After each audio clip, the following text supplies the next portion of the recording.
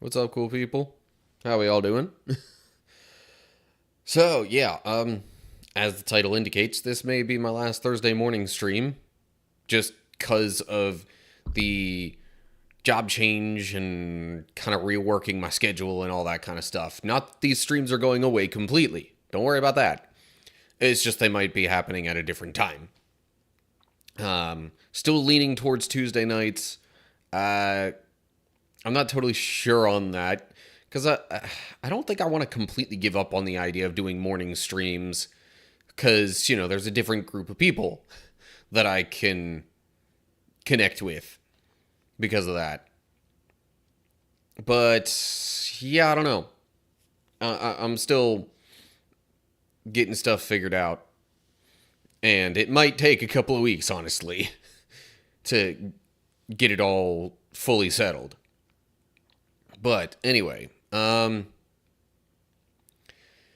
yeah, I don't know if there's really too much else that I need to say. It's gonna be the usual kind of recording session type stream with Bible study and recorded gaming stuff. So yeah. Speaking of the job change and stuff, though, feel free to come back tomorrow afternoon into evening, because I'm doing an extra just an extra live stream celebrating the whole job change as well as hitting Twitch affiliate. Still not even totally sure what I'm going to do for it. It's probably just going to be more of a hangout kind of thing. I do have a couple ideas for like viewer point reward redemption things that I might add and introduce in that stream specifically. But anyway, all right. Speaking of Twitch affiliate stuff, that means I have ads that run from time to time. And if I don't run one myself soon, it's going to just kick in anyway. So while I transition things over to the Bible study portion, I might as well go ahead and run a quick little ad here. I'm trying to keep it to a minimum, but at the same time, like, I want there to be something there. Maybe that's something we can discuss in tomorrow's live stream, because that's also part of what I have in mind, is trying to figure out some of the plan moving forward. Hopefully with some viewer input as part of that. But anyway, okay. Ad break coming on Twitch. Meanwhile, I'm going to switch over to Bible study stuff, so you're not going to be missing too much. Okay. It's like it had to think about that for a second. Oh yeah, let me make sure that I double check my sound levels and whatnot. Seems fine, as far as I can tell. Yeah. YouTube seems like it's slightly more delayed than Twitch is, but whatever. No big deal. Man.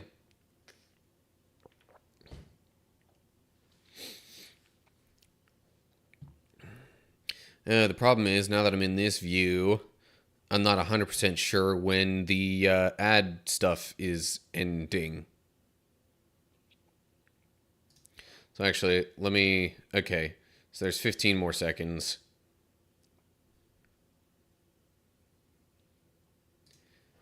All right. So now if I go back to this, we should pretty much be ready to go here without anybody missing any important bits of information in just a couple seconds now, if not already. But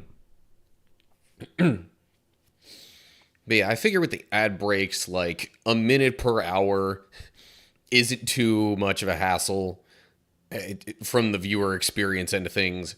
Plus, it's spread out enough then that, like, I can probably do a good chunk of stuff put in an ad break as I'm transitioning things and then just continue on without really having anybody miss too much of anything.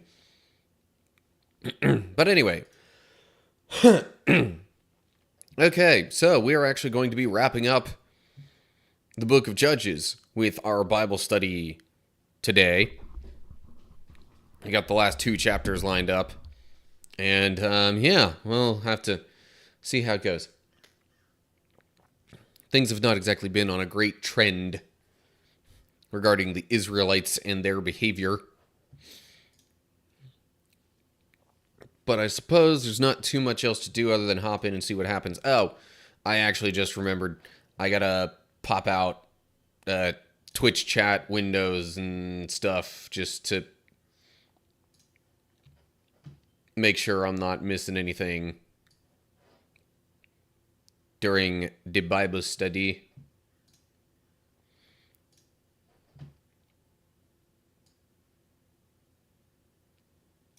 Also, to anyone watching on Twitch, if you're seeing something about a follower goal being completed, I mean, that's all well and good. I did not set that follower goal. It's just kind of there. So, yeah. I'm honestly not totally sure what's up with that. But anywho, okay.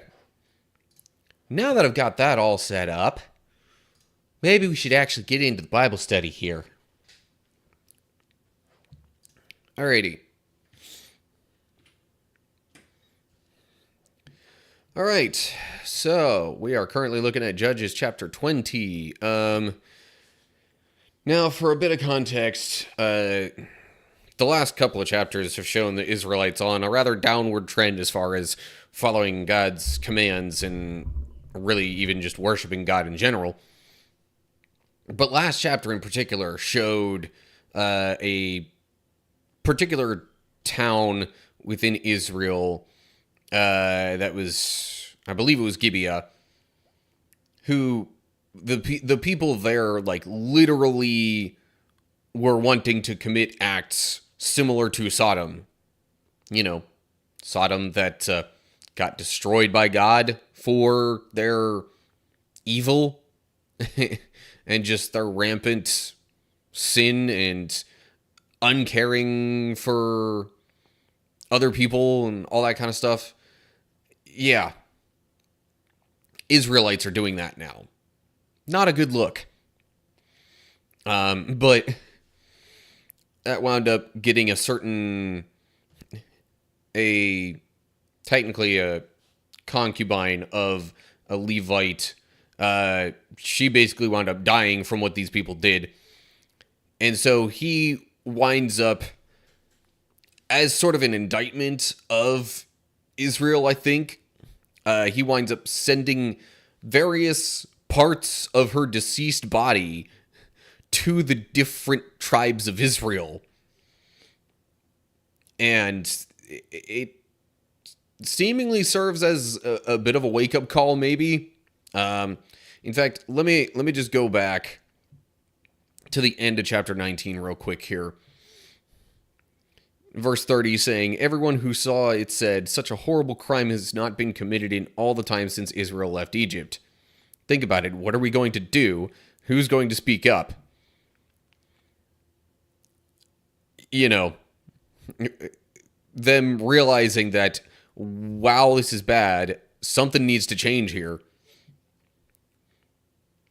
So anyway, the kind of section title here isn't looking great, but we'll just have to see what happens here as we dig into Judges chapter 20. So here we go. Then all the Israelites were united as one man, from Dan in the north to Beersheba in the south, including those from across the Jordan in the land of Gilead. The entire community assembled in the presence of the Lord at Mizpah.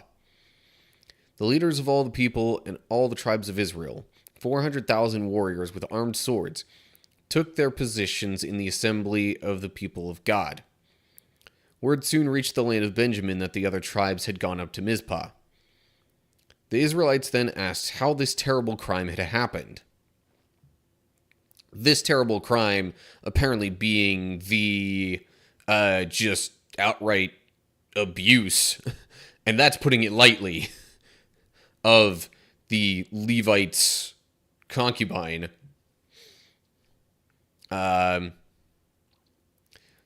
So, message has been sent, and its purpose seems to be abundantly clear, and like, message received, at least by most of Israel. I mean, it says all up here, but then it has the tribe of Benjamin specifically in a parenthetical here, kind of implying that maybe they were either late to the party or, like, maybe not in as immediate agreement with the other tribes. I don't know. So they all gather, and I guess they're trying to figure out what to do about this. So then, verse 4. The Levite, the husband of the woman who had been murdered, said, "My concubine and I came to spend the night in Gibeah, a town that belongs to the people of Benjamin. That night, some of the leading citizens of Gibeah surrounded the house, planning to kill me, and they raped my concubine until she was dead. So I cut her body into 12 pieces and sent the pieces throughout the territory assigned to Israel. For these men have committed a terrible and shameful crime. Now then, all of you, the entire community of Israel, must decide here and now what should be done about this." Okay, so Gibeah being within the territory of Benjamin explains maybe a little bit of why they weren't quite, following along with everybody else in this whole assembly and subsequent discussion. But, so I guess that answers the general question that the Israelites had about how it happened. So yeah, that's kind of the summary.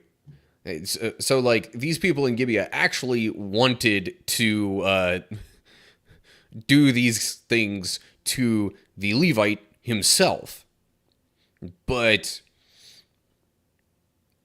instead that, they wound up getting a hold of his concubine and sexually abused her until she died. Anyway, so now they're trying to figure out what to do about this, I guess.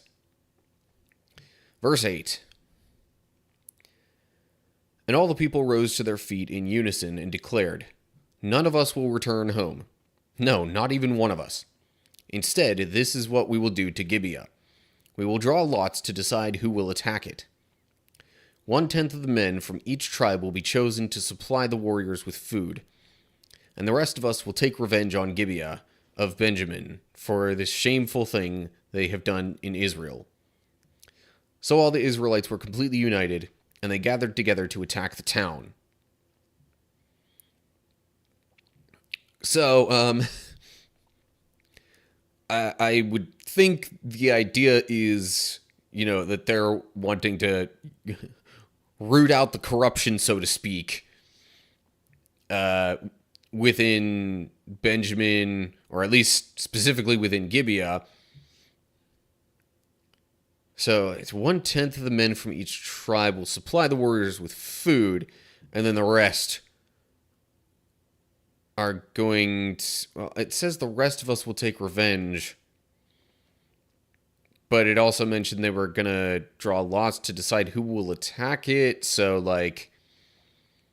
maybe it was, one particular tribe would lead the charge, and others are there as support, or maybe that was just figuring out the general formation of their attack. But anyway, they're going to end up attacking the town of Gibeah. Check the footnotes here. Hebrew says 10 men from every 100. 100 men from every 1,000 and 1,000 men from every 10,000, which is basically saying 1/10 of the men. So, yay for summarizing stuff, I guess, and not forcing us to read the longer version of that there, because it basically says the same thing. And the rest of us will take revenge on Gibeah. The Hebrew says Giba, but it's assumed to be a variant spelling, or believed, I should say, to be a variant spelling of Gibeah. It's a weird kind of thing, because, like, traditional Hebrew not having vowels and stuff. So, sometimes there are multiple... I don't know if transliteration is quite the right word, but there are multiple ways of spelling out the same thing, especially when it comes to like proper nouns.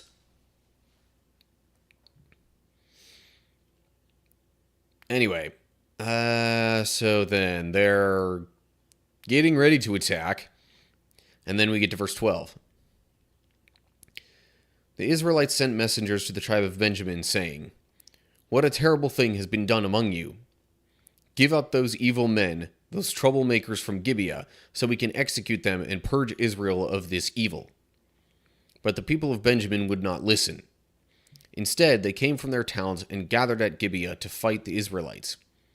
In all, 26,000 of their warriors, armed with swords, arrived in Gibeah to join the 700 elite troops who lived there.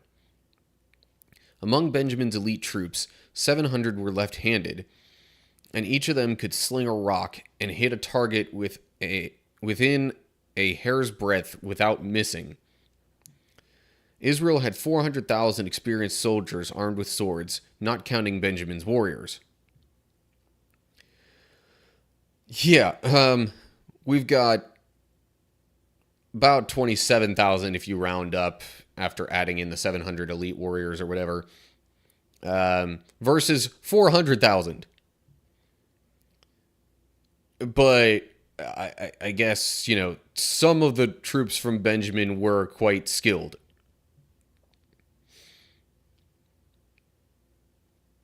But not entirely sure what the left-handedness has to do with it. The last time left-handedness came up in a discussion or in a, Bible chapter thing was in relation to Ehud. And at least in his case, that was generally seen as a disability. Or, it wound up with him being viewed as less of a threat than he was. But now it almost seems to imply that, that's actually a benefit or an advantage in combat. But I don't know. Maybe it's just because the left-handedness wouldn't so easily have been accounted for in combat training, or I don't know. Let's not dig too much into the details of that, because I'm going to wind up overanalyzing quite a bit if I do that. But anyway. Alright, verse 18. Before the battle, the Israelites went to Bethel and asked God, which tribe should go first to attack the people of Benjamin? The Lord answered, Judah is to go first. So the Israelites left early the next morning and camped near Gibeah. Then they advanced toward Gibeah to attack the men of Benjamin. But Benjamin's warriors, who were defending the town, came out and killed 22,000 Israelites on the battlefield that day. But the Israelites encouraged each other and took their positions again at the same place they had fought the previous day. For they had gone up to Bethel and wept in the presence of the Lord until evening. They had asked the Lord, should we fight against our relatives from Benjamin again? and the Lord had said, "Go out and fight against them." Okay. So some of the fighting has ensued. 22,000 of the Israelites were killed, making it seem a little questionable as to whether or not they should do this. But they seek God's direction, and he says, no, keep going. Probably, because God isn't exactly a fan of the types of things that Gibeah had done that prompted all this. I mean, very sad day when you have to fight against, your own people. But in order to root out the evil, that was kind of what had to be done. So, verse 24. So the next day they went out again to fight against the men of Benjamin. But the men of Benjamin killed another 18,000 Israelites, all of whom were experienced with the sword. Then all the Israelites went up to Bethel and wept in the presence of the Lord and fasted until evening. They also brought burnt offerings and peace offerings to the Lord. The Israelites went up seeking direction from the Lord. In those days the ark of the covenant of God was in Bethel, and Phinehas, son of Eleazar and grandson of Aaron, was the priest. The Israelites asked the Lord, "Should we fight against our relatives from Benjamin again, or should we stop?" The Lord said, "Go, tomorrow I will hand them over to you." So we've had a total of 40,000 Israelites killed in battle at this point, which was about 10% of their experienced soldiers, according to verse 17. But they still had a major numbers advantage. Now,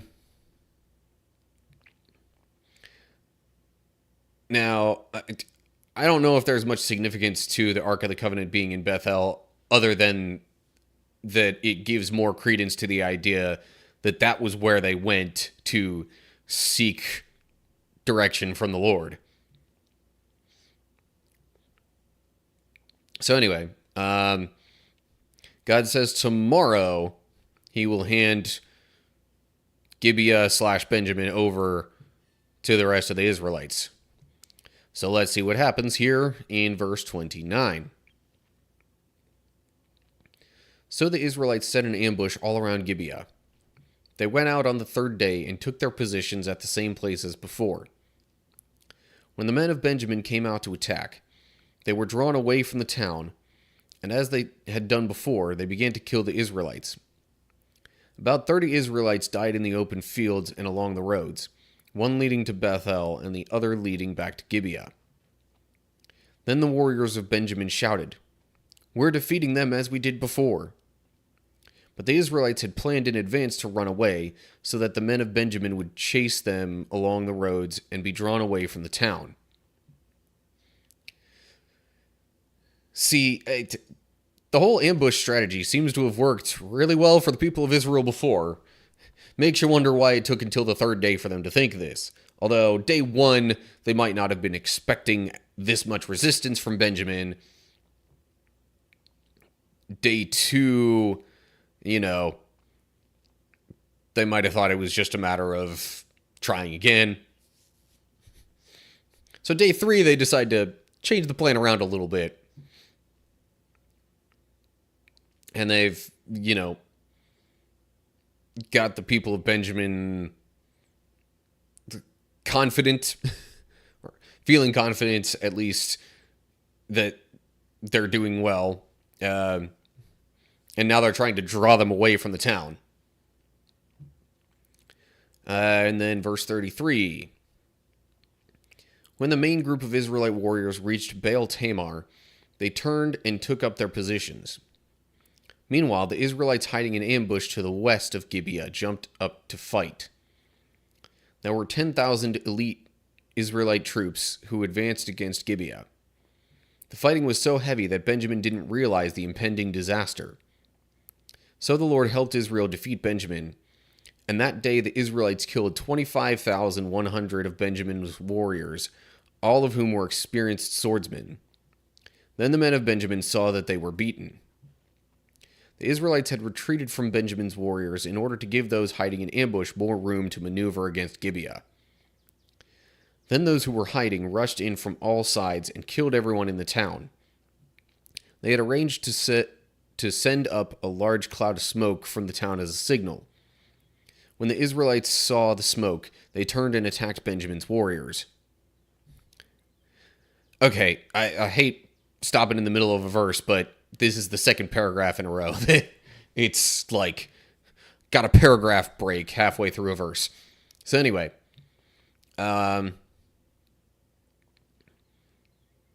25,100 of Benjamin. Okay, so let me just make sure that I've got the numbers right. Okay, so according to this number, that's all but like 900 of the troops that Benjamin had. Although it says they were joining the 700 there, so okay, fine, 1,600. But still, that's a significant reduction of their forces. Percentage-wise, way bigger than the damage Benjamin did to the rest of the Israelites throughout the prior 2 days combined. So there's an ambush, and they basically charge in, kill a bunch of the people.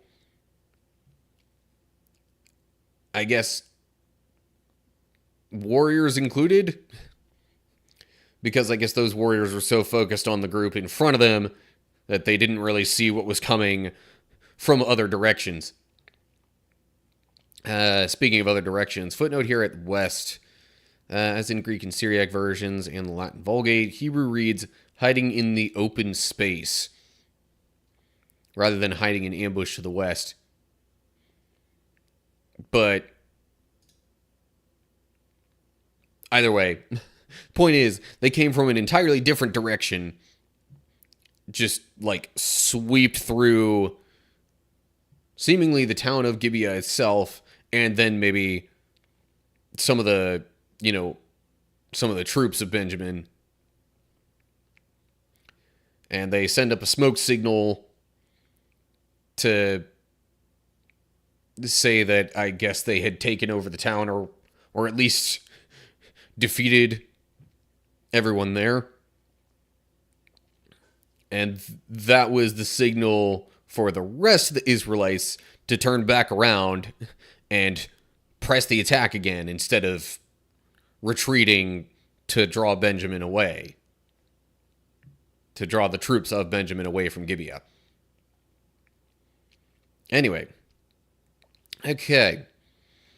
So we'll pick up with the next paragraph. I'll call this 39b and following. By that time, Benjamin's warriors had killed about 30 Israelites, and they shouted, "We're defeating them as we did in the first battle." But when the warriors of Benjamin looked behind them and saw the smoke rising into the sky from every part of the town, the men of Israel turned and attacked. At this point, the men of Benjamin became terrified because they realized disaster was close at hand. So they turned around and fled before the Israelites toward the wilderness.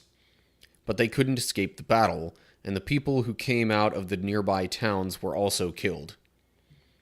The Israelites surrounded the men of Benjamin and chased them relentlessly, finally overtaking them east of Gibeah. That day, 18,000 of Benjamin's strongest warriors died in battle. The survivors fled into the wilderness toward the rock of Rimmon, but Israel killed 5,000 of them along the road. They continued to chase until they had killed another 2,000 near Gidom. I don't know. So that day, the tribe of Benjamin lost 25,000 strong warriors armed with swords, leaving only 600 men who escaped to the rock of Rimmon, where they lived for 4 months. And the Israelites returned and slaughtered every living thing in all the towns, the people, the livestock, and everything they found. They also burned down all the towns they came to within Benjamin. But, okay, so, see, I was trying to math stuff out before, and it basically did it for me down here. Oh well. And it even gives us a more detailed breakdown of how the different warriors of Benjamin died. But, in any case, yeah. So I guess, the men of Benjamin feel like they're doing well in the battle, but then they see the smoke behind them and realized, well, now the town's done for. This is not good. And that also left them nowhere to retreat to. So they had to just kind of scramble. Because if they stayed where they were, they would possibly get attacked from behind by those who had just, taken the town of Gibeah. But if they just try to retreat back to there, they're going to wind up running into those same people anyway. And, they'll be getting attacked from both sides. So now it's like there's no plan on Benjamin's part other than just run away or something to that effect. So yeah. Footnote where it says people who came out of the nearby towns were also killed. It could have also read, but they couldn't escape the battle, for the people from the nearby towns also came out and killed them. That would actually make a little more sense, because otherwise you would think that would add more to the death toll on Benjamin's side. But maybe there were other people from other nearby towns in Benjamin that were like, kind of wanting to help and just took this as an opportunity to, help weaken their forces or, do some damage to Gibeah or whatever. Another footnote here just says the meaning of the Hebrew is uncertain. For the phrase finally overtaking them east of Gibeah. But you would think it would be near there, if they had been drawn away from Gibeah and then kind of pushed back, at least somewhat in that direction, but a little off from there, one direction, one way or the other. So anyway, so ultimately, the rest of the group of Israelites win. God did not lie when he said he would hand Benjamin over to them that next day. And thus ends the conflict, seemingly, with a whole bunch of other damage being done as well, as as it's described in these verses down here. But yeah. Not exactly looking good, but maybe a sign that things are going to change and get a little better. Maybe. In any case, that does it for Judges chapter 20. Okay. I'll go ahead and send this over to the next chapter. This one's not quite as long. Real quick, just checking on ad timing on Twitch. I think I'll be able to get through another chapter before that comes on. Okay.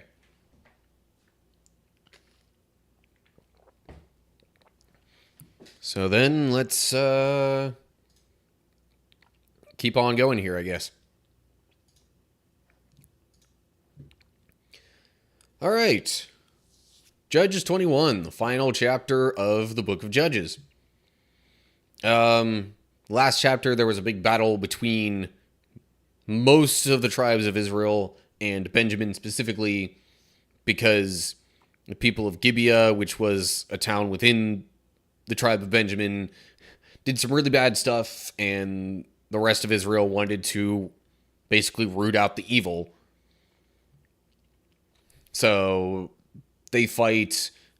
After a couple of days, the major group of Israelites succeed, and Gibeah is basically destroyed, along with a bunch of other stuff nearby. About 25,000 casualties from the tribe of Benjamin, and maybe this will, kind of put them back in a better direction. But let's find out. So, Judges 21. The Israelites had vowed at Mizpah, "We will never give our daughters in marriage to a man from the tribe of Benjamin." Now the people went to Bethel and sat in the presence of God until evening, weeping loudly and bitterly. "O Lord, God of Israel," they cried out, "why has this happened in Israel? Now one of our tribes is missing from Israel." Early the next morning, the people built an altar and presented their burnt offerings and peace offerings on it. Then they said, "Who among the tribes of Israel did not join us at Mizpah when we held our assembly in the presence of the Lord?" At that time, they had taken a solemn oath in the Lord's presence, vowing that anyone who refused to come would be put to death. Okay. So, the whole "now one of our tribes is missing," I think is pretty much them, talking about Benjamin and the fact that there's hardly anybody from that tribe left. But, again, they did that to try and root out the evil from within Israel. So, it kind of had to be done. Otherwise, they might have, as a whole, fallen even further away from God and wound up getting wiped out by somebody else. So, trying to figure out who might not have been at Mizpah when they vowed not to give their daughters in marriage to the tribe of Benjamin. And verse 6. The Israelites felt sorry for their brother Benjamin and said, "Today one of the tribes of Israel has been cut off. How can we find wives for the few who remain, since we have sworn by the Lord not to give them our daughters in marriage?" So they asked, "Who among the tribes of Israel did not join us at Mizpah when we assembled in the presence of the Lord?" And they discovered that no one from Jabesh Gilead had attended the assembly. For after they counted all the people, no one from Jabesh Gilead was present. So it said here that at an earlier time, they were thinking they would kill anybody who wasn't there at Mizpah when they made that vow. But now it's well, okay, now we feel kind of sorry after all this fighting has gone on. Maybe the vow happened because it says they had vowed at Mizpah.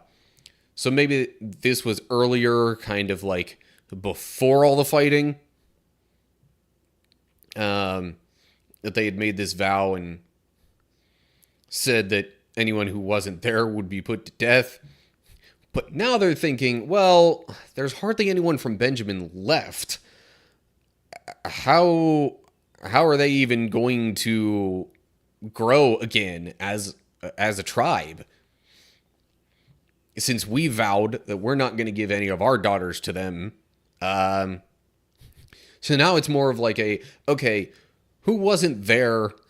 So maybe we can figure out a loophole in this. Um, and no one from Jabesh Gilead apparently had been present when that vow was made. So the assembly sent. Sorry. Back to reading now. Verse 10. So the assembly sent 12,000 of their best warriors to Jabesh Gilead with orders to kill everyone there, including women and children. This is what you are to do, they said. Completely destroy all the males and every woman who is not a virgin. Among the residents of Jabesh Gilead, they found 400 young virgins who had never slept with a man, and they brought them to the camp at Shiloh in the land of Canaan. Okay. So they're kind of doing both of the things that they said. They're basically killing anyone who was married and or could not be given to the tribe of Benjamin as a wife. But then the younger women who could be given as wives, they spared, apparently. Anyway. Also, footnote to completely destroy. Haven't seen this footnote in a little while. So the Hebrew term used here refers to the complete consecration of things or people to the Lord, either by destroying them or by giving them as an offering. So it was like a righteous destruction, destruction/dedication. So, in any case, these people were either killed or like given to God at this point. And so then the 400 young women who could be given as wives were brought to the camp at Shiloh.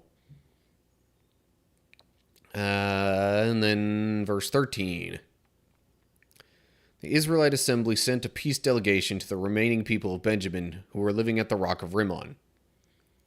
Then the men of Benjamin returned to their homes, and the 400 women of Jabesh Gilead who had been spared were given to them as wives. But there were not enough women for all of them.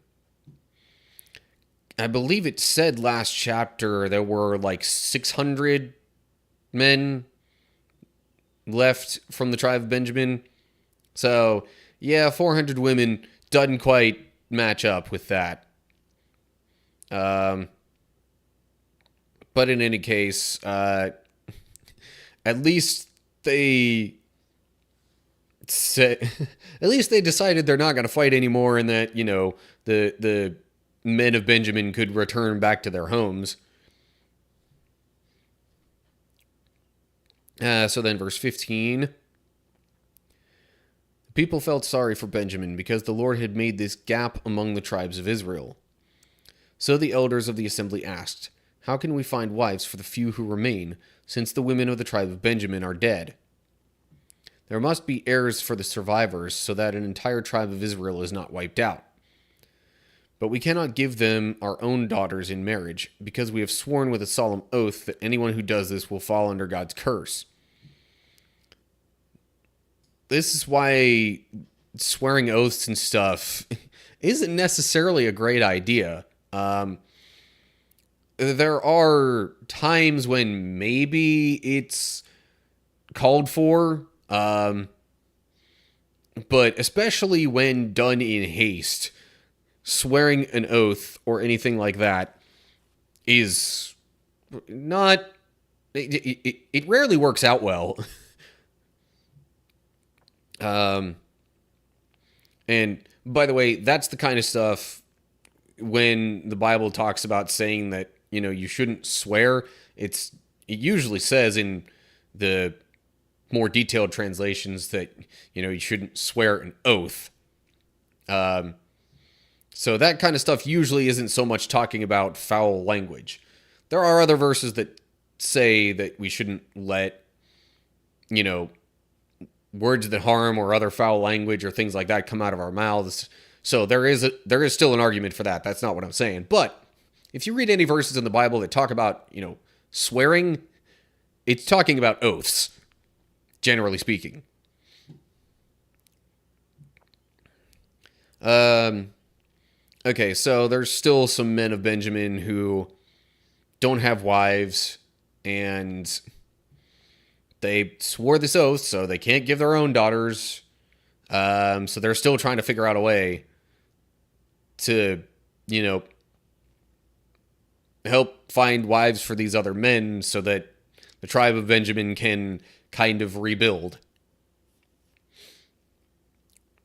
So then, verse 19. Then they thought of the annual festival of the Lord held in Shiloh, south of Lebanah,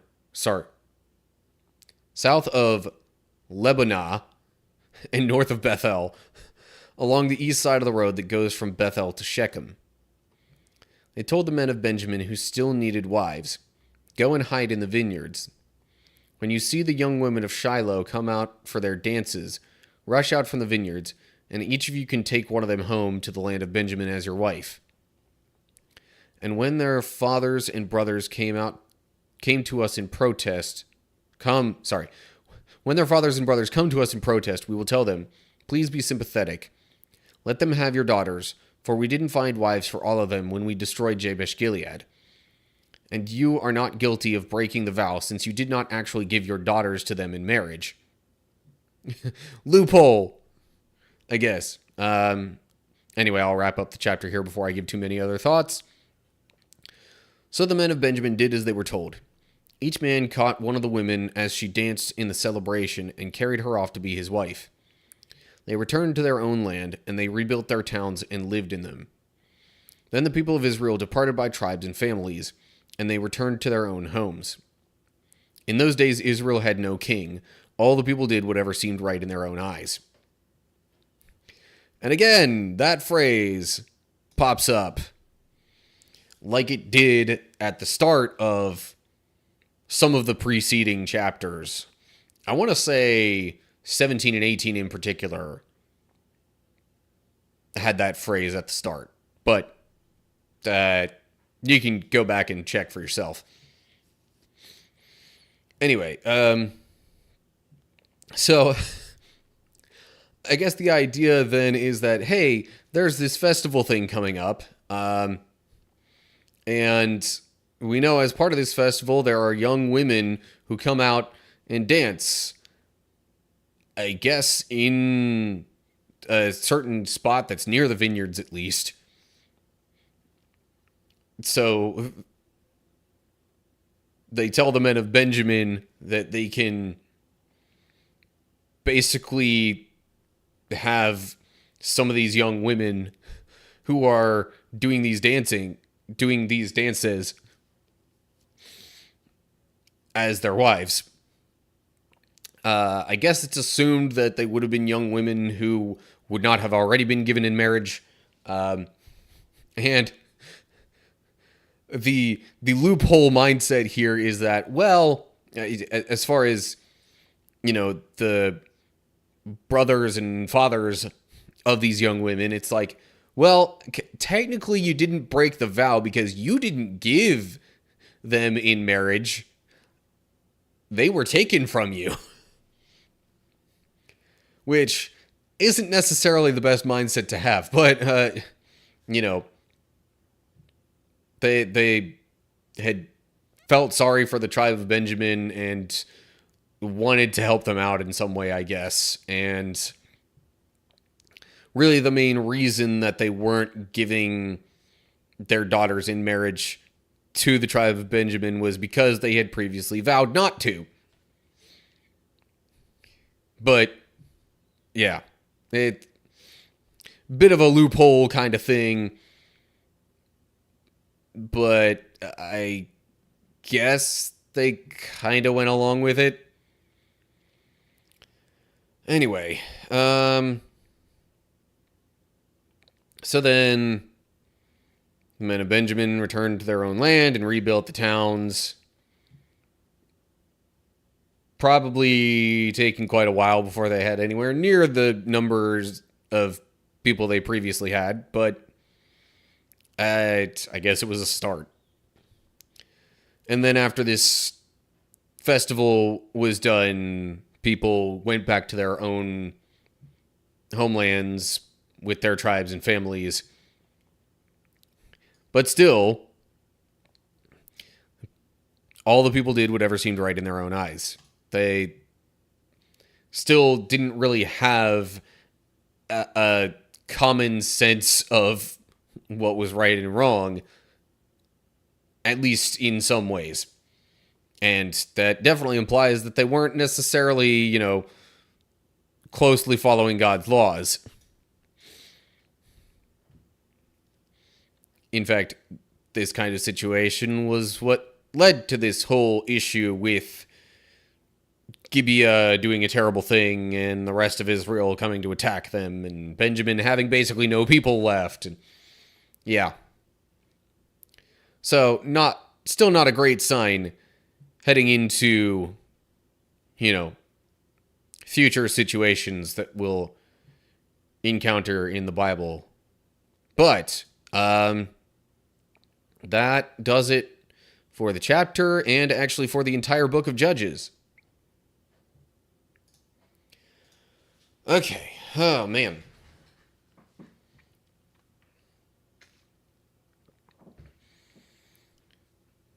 Oof. All right. I don't know what's going on. I'm definitely feeling a little bit off right now, if I'm honest.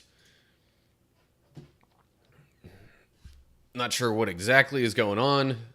I definitely need a bathroom break. So I will be doing the whole running an ad thing over on Twitch, and then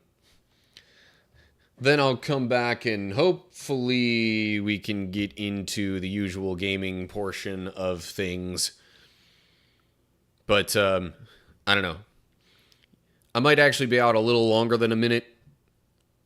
So let me just because, let me find some sort of music or something to put on in the background while all that's going.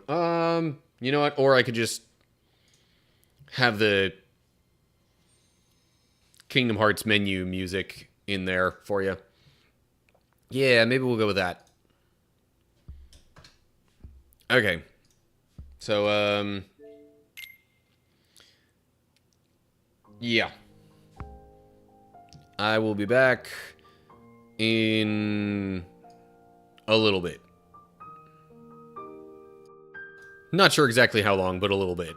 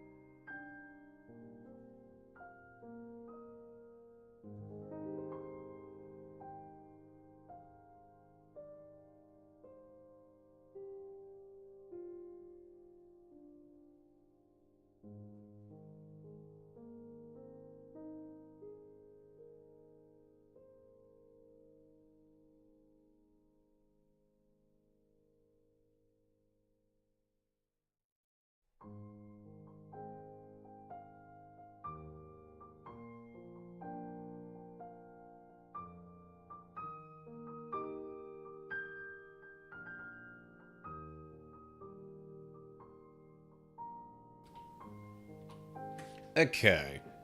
Sorry for the delay in getting back here. Guess I just, like, really needed to use the bathroom. Sorry if that seems like too much information, but not sure how exactly I can explain myself without mentioning that.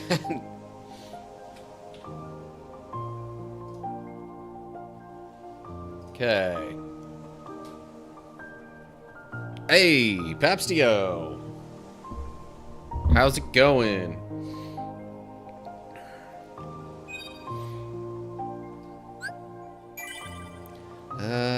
Yeah, let's load up this save file here. Just working. Yeah. I might actually be, you know... Actually, I will be joining the ranks of the work-from-home crew. Starting... basically... after about 1 o'clock tomorrow. Because that's the last day I'll be working at Walmart, and after that I'm transitioning into a work-from-home kind of situation. So, yeah.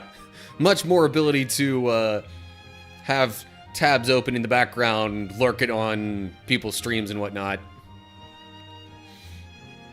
I did, I think, kind of spend a little time lurking on one of your streams lately. I guess most of what I've seen you do is that, what is it, Project Outfox or whatever, that's like the DDR type stuff.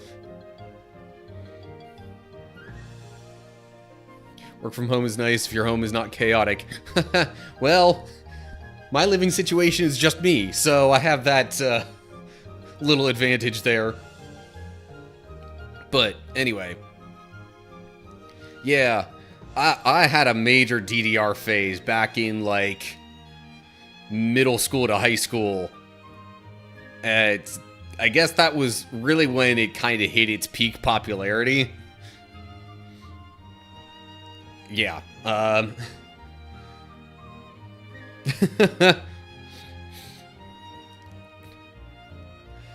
You feel old because I'm guessing you were older than that whenever it hit.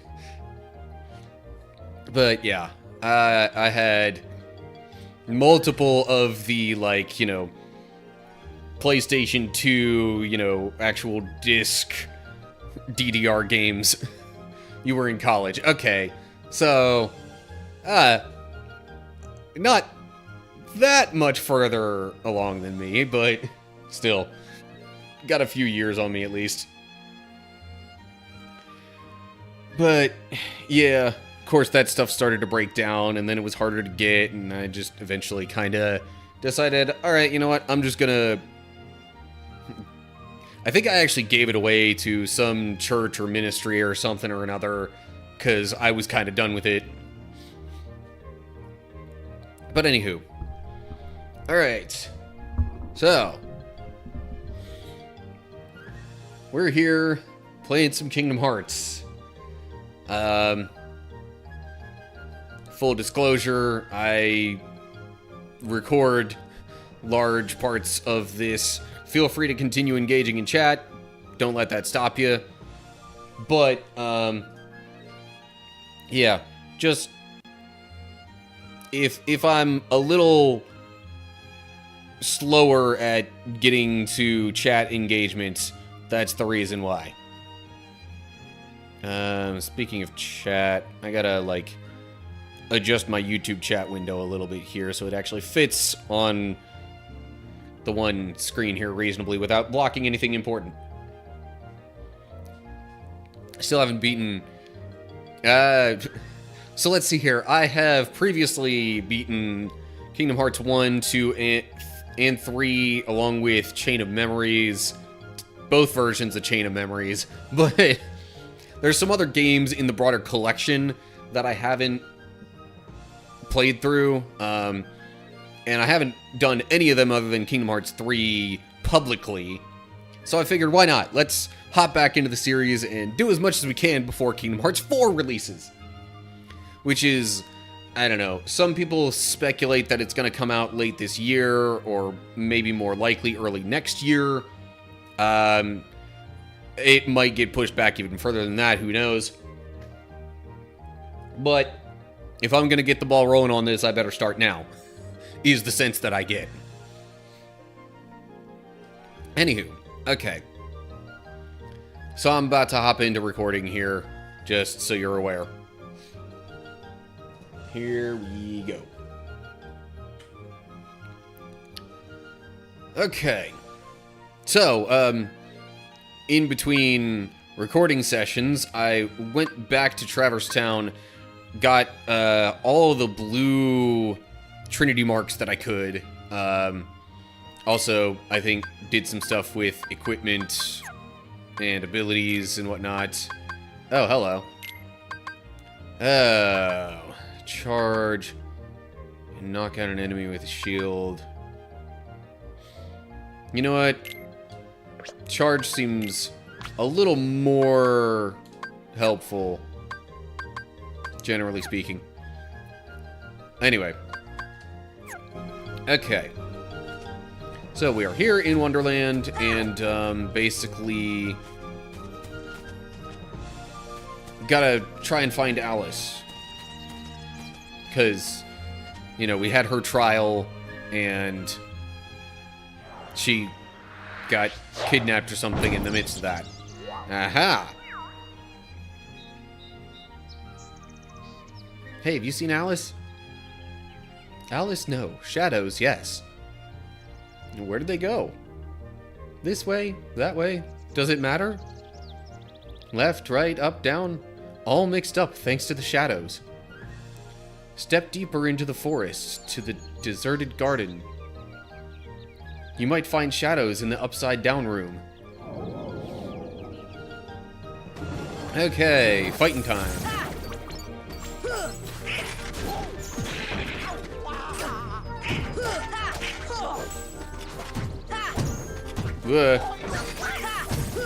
Gotta remember that I have dodge roll now.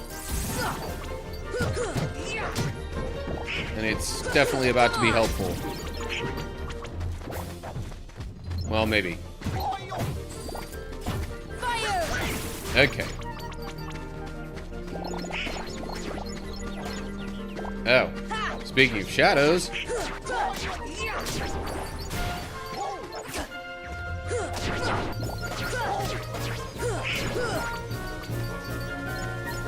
Okay, so there's definitely something I'm supposed to do with moving this big old rock here.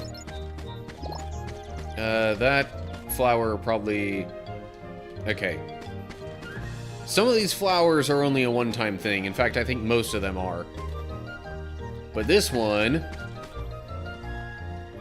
still has the same give it a potion and it'll make me bigger. So... This should help. Hiya! And move the rock. Which brings those up.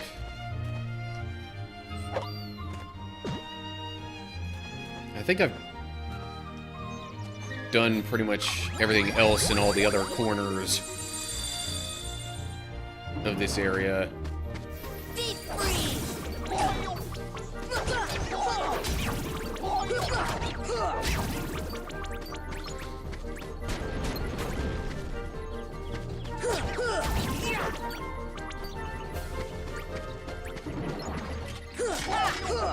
So, yeah.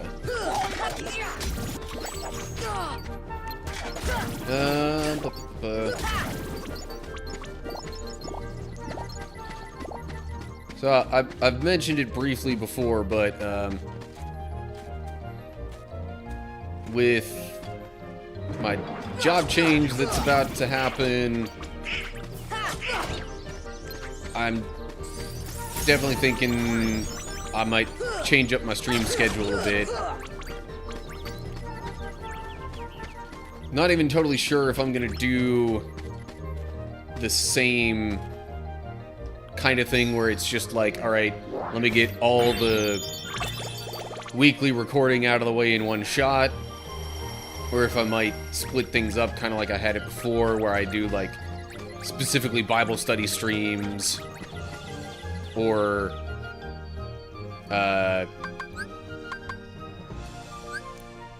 yeah, some specifically Bible studies, some specifically video games or whatever.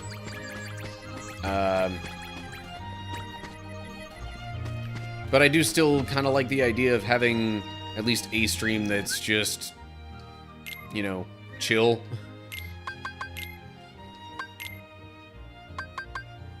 So I don't know.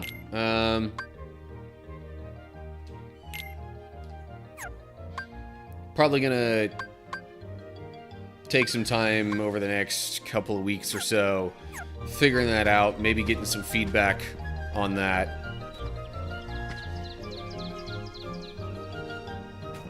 Of course, I say that as I'm streaming this live.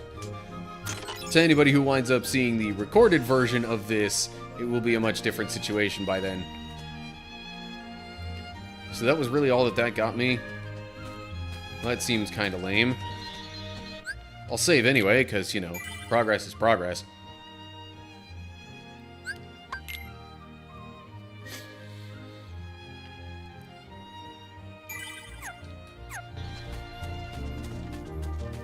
Maybe now that one boulder that was blocking the other exit from here is gone. Aha! Yes, that is the case.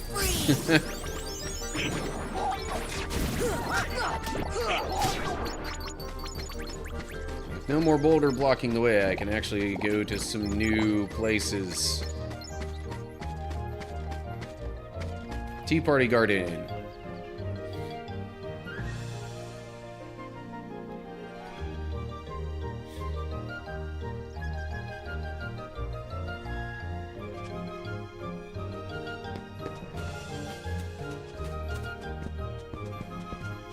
Examine. Very merry on birthday. Yeah. But the picture sure doesn't make them seem very merry at the moment.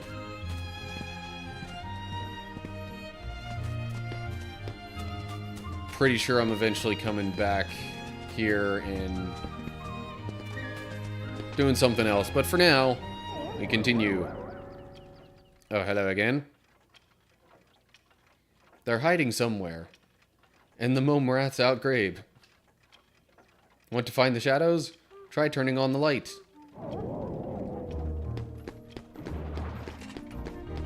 What is the whole thing about the mome rats have to do with the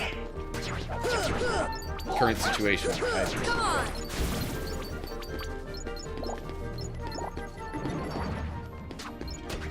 See ya. Like, if we're honest, there's a lot of the whole Alice in Wonderland thing that's just completely nonsensical, or so it would seem.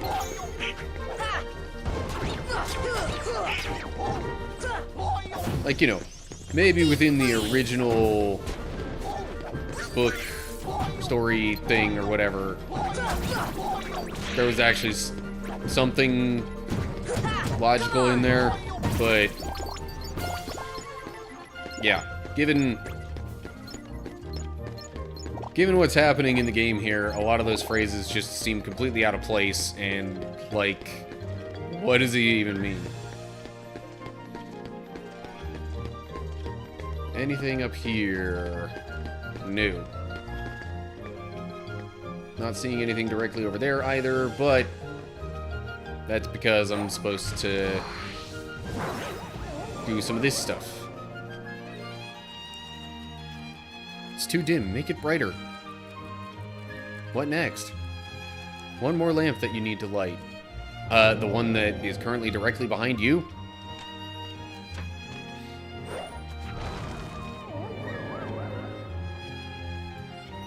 All the lights are on. You'll see the shadows soon. They'll arise in this room, but somewhere else. Shouldn't that be like, but also somewhere else? Anyway, shadows might go after that doorknob too.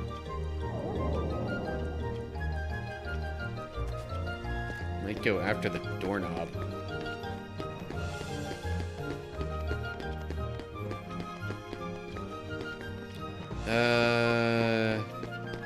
Yeah, no.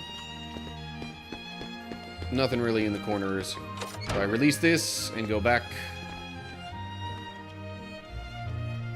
Now it says Queen's Castle. This isn't really much castle here so much as just the courtroom, you might say.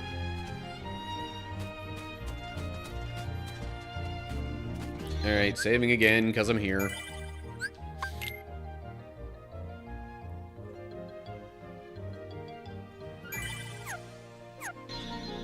So now, I think if we go back this way... Yeah, there we go. You'll have a better view from higher up.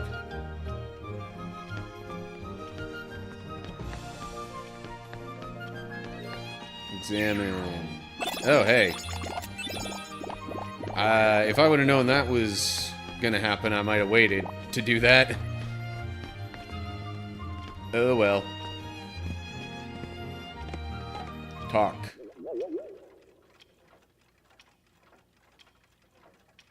The shadows should be here soon. Are you prepared for the worst? If not, too bad.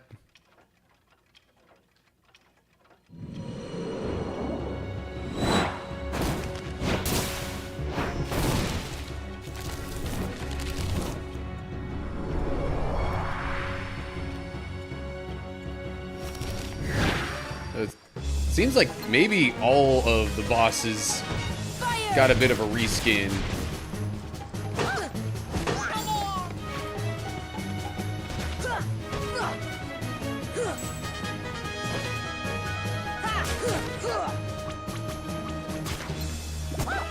Oh, hey.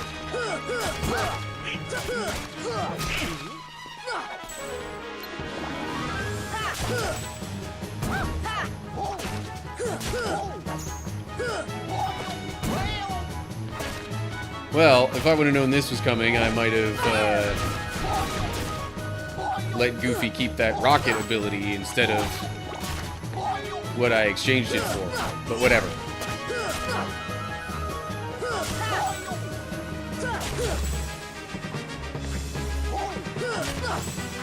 Also, they really gave this thing just like purely a purple and green color palette now.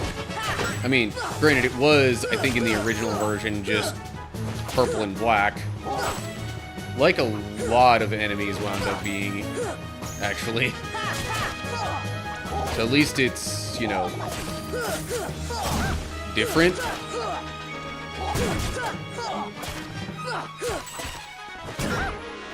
But nowadays, it's hard to see something like that color combination and not just kind of think, hey, it's Joker colors.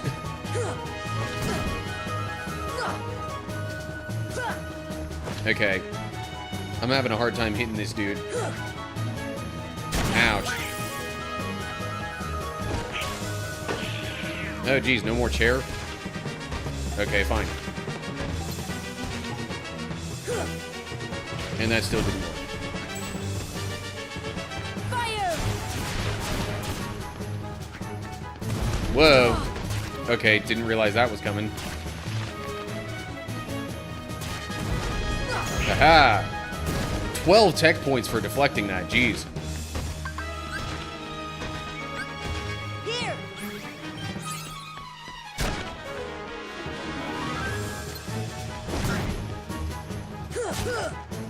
Okay.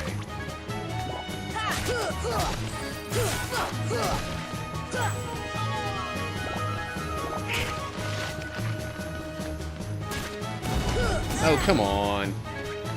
What was that?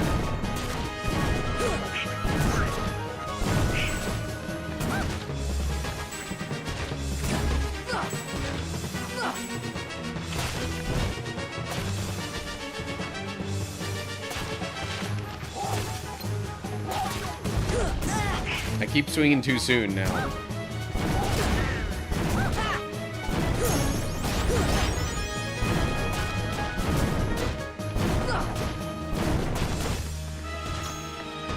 Fire!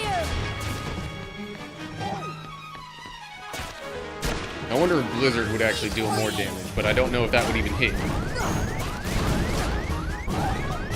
Gotta heal soon. Oh, geez. Okay. Wow. I don't remember this boss being that hard. Let me try that again.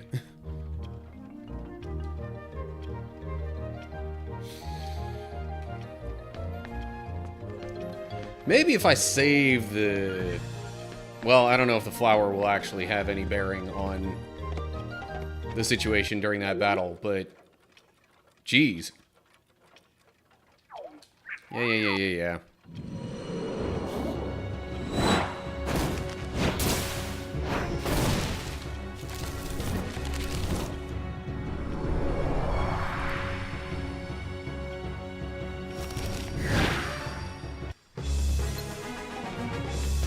See ya.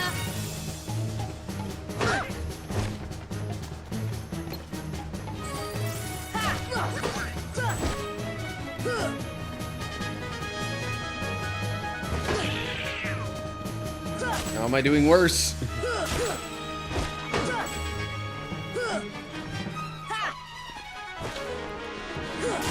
Okay. There's a little bit of health.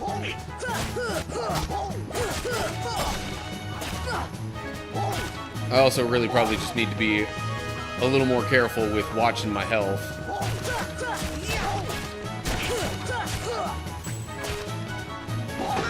And, you know, using potions and stuff to recover as we go along here.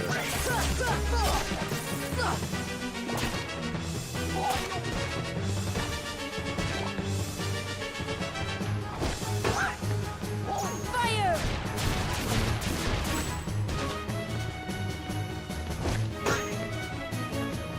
Fire!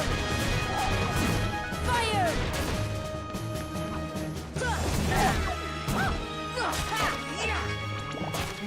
Okay. Getting some damage in, but still quite a ways to go. Or so I would assume. So if I use Blizzard, that... Actually, I can't even be totally sure that that hits. Also, the flower thing is not there now. That was way too early.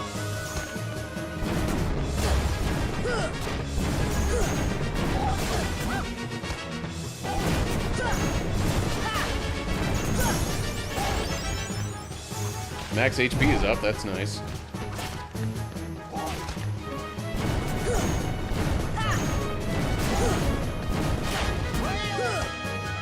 Yeah, that was too early.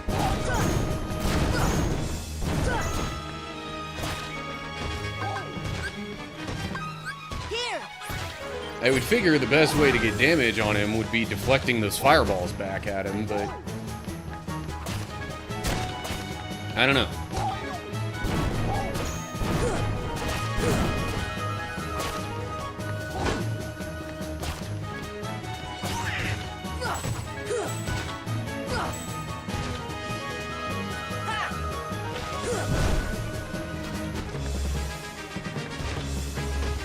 But at the same time, he doesn't exactly seem to be stopping when I try and do that. So I don't know. Nope, too early still. Okay, so that one's a bit slower. There we go. Those ones go kind of fast, though.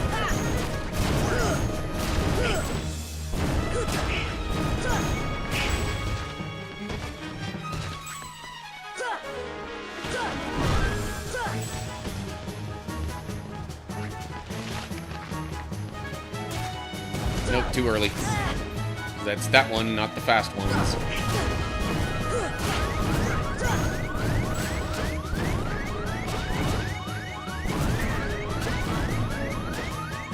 Potion. You know what? Mega potion. Here!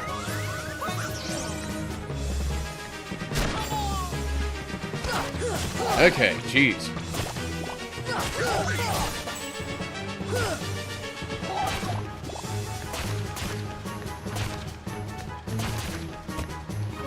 Oh, come on, really? There we go.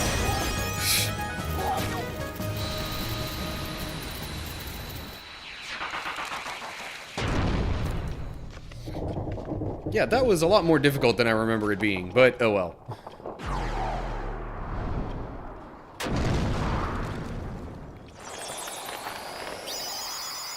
I also seem to remember the first time through just kind of wandering around all the different variations of the bizarre room for quite a while. What a racket. How's a doorknob to get any sleep?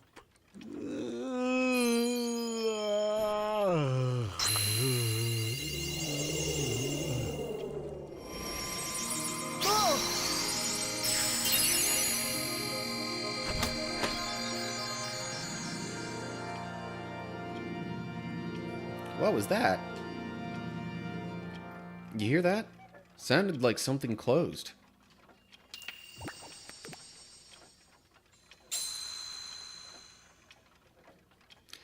This gummy ain't like the others, no sir. Okay, I'll hold on to it. It's a Navi gummy. Navi being short for navigation, I assume. Splendid. You're quite the hero. If you're looking for Alice, she's not here. She's gone. Off with the shadows into darkness. No. Let's go back to our gummy ship. We might find her in another world. We gotta go to a save point to return to our ship.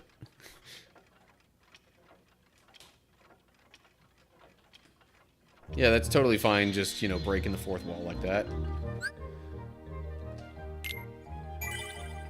Okay. There's definitely some more stuff that I can do here. So before I completely move on, like, well, I thought there was more stuff I could do.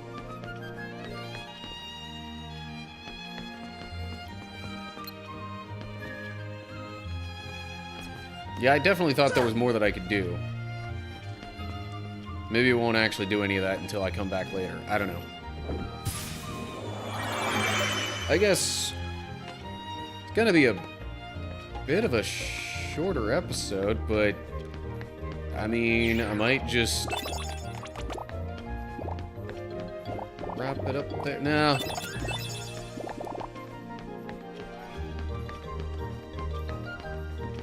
That was a little too short, I'd say, for me to just end it there.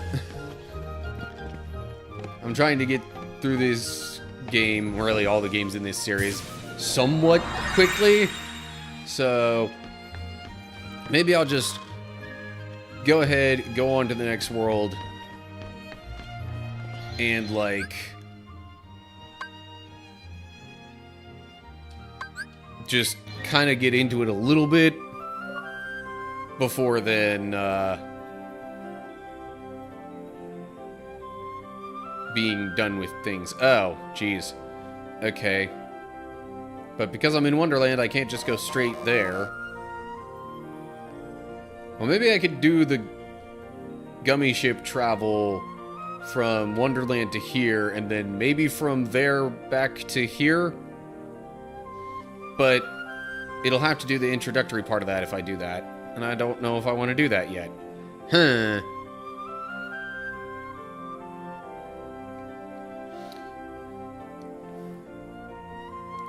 Well, I didn't want to end the recording there, but maybe I should. Then again, I'm going to cut stuff out, so I don't know. I apologize for the indecisiveness.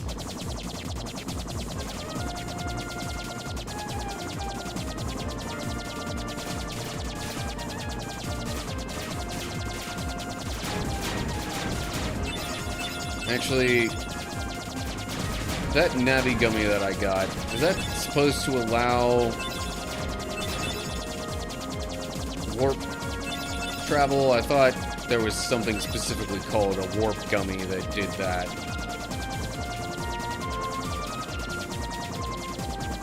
I would have figured the Navi gummy just allowed, you know, travel to the next world.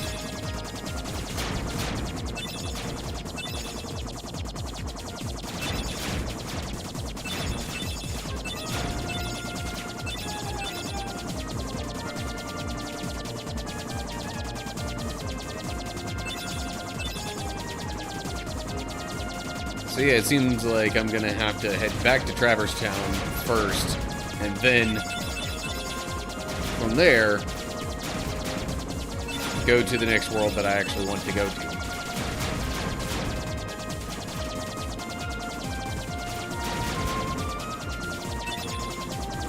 Because generally, doing these in order of battle level is a good idea. Especially if I'm already not exactly rolling over these bosses.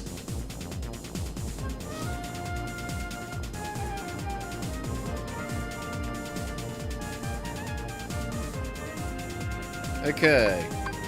Oh yeah, I also opened up the Magician's Study in between recording sessions, which doesn't really do much.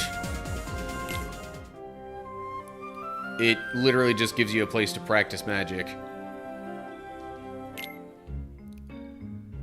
Also, real quick, is there anything else that I would want to do in here? Cure, fire, protect.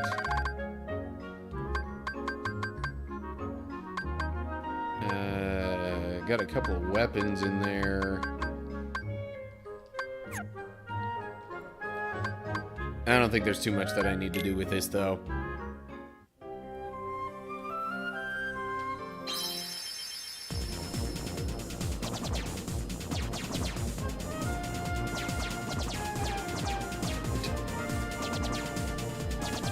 I was about to try to, even though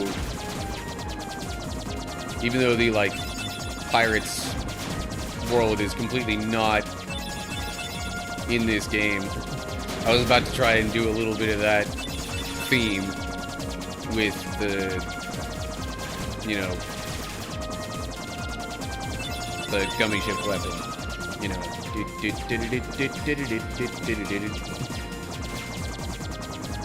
Was just a little bit off on that, though.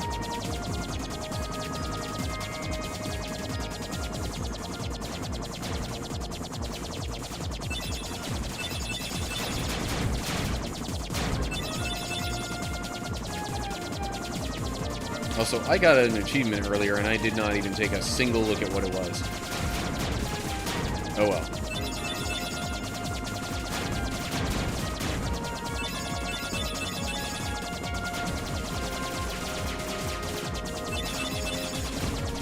We've got green meteor things now.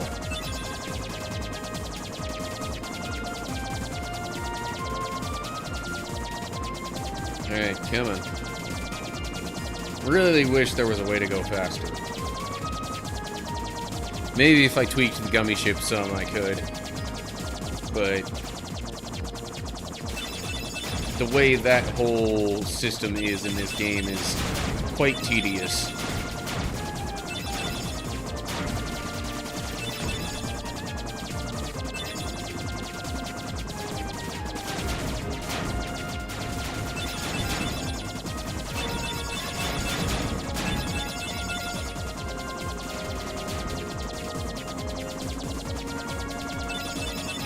Alright, here we go. New world. Olympus Coliseum.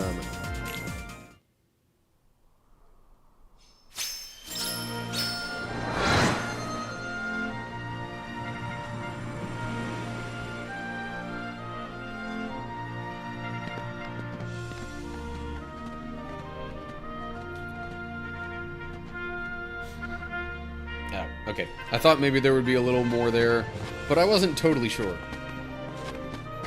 That's a white Trinity mark, can't do that. That's a green one, can't do that. Jeez.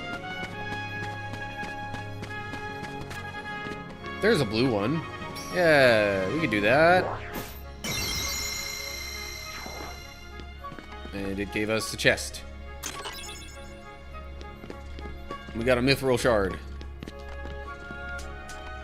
I didn't think that would be such a big deal, but oh well.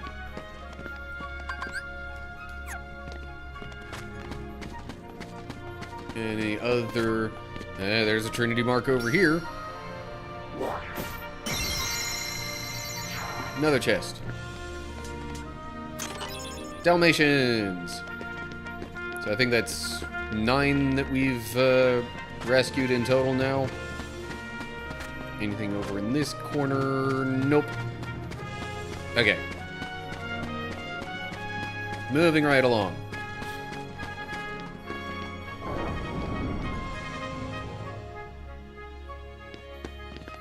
Yellow Trinity mark there. Can't do that. Let's save.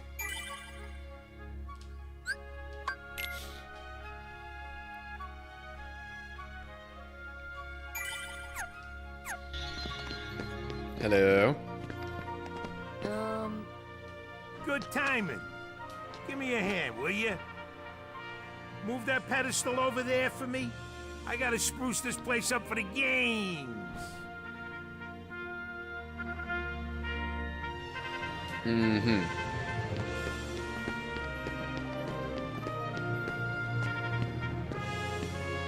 It weighs a ton.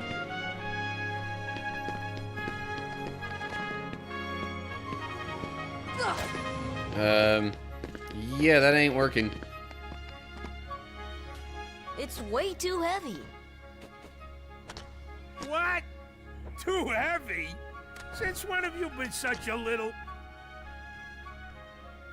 Oh, wrong guy. What are you doing here? This here's the world-famous Coliseum, heroes only. And I got my hands full preparing for the games, so run along, pipsqueaks. Look, it's like this. Heroes are coming from all over to fight ferocious monsters right here in the Coliseum. You've got heroes standing right in front of you. Yup, he's a real hero chosen by the Keyblade. And we're heroes too. Hero? That runt? What's so funny? I fought a bunch of monsters.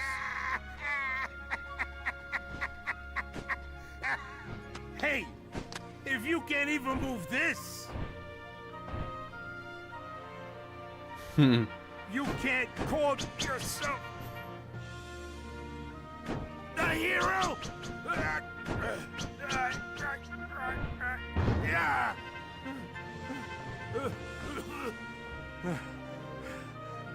Okay, so it takes more than brawn. Well, let's see what you can do.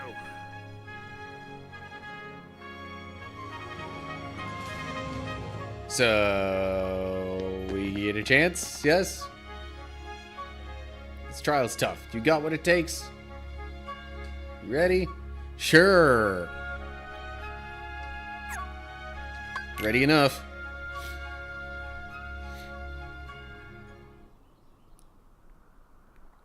Rules are simple. Bust all the barrels within the time limit. Ready, go.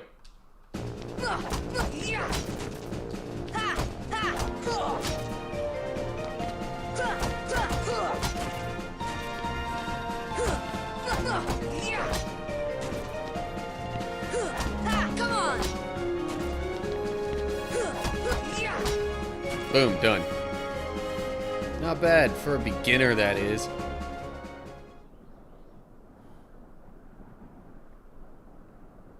Okay. I gotta go over here.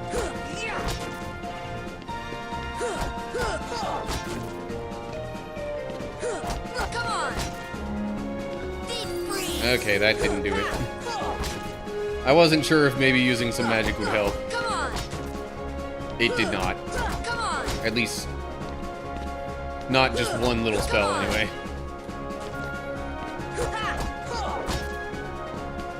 What else? Oh. Shoot.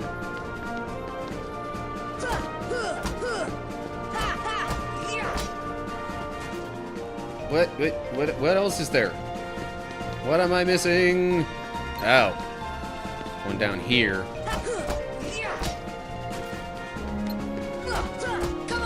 There we go. Okay.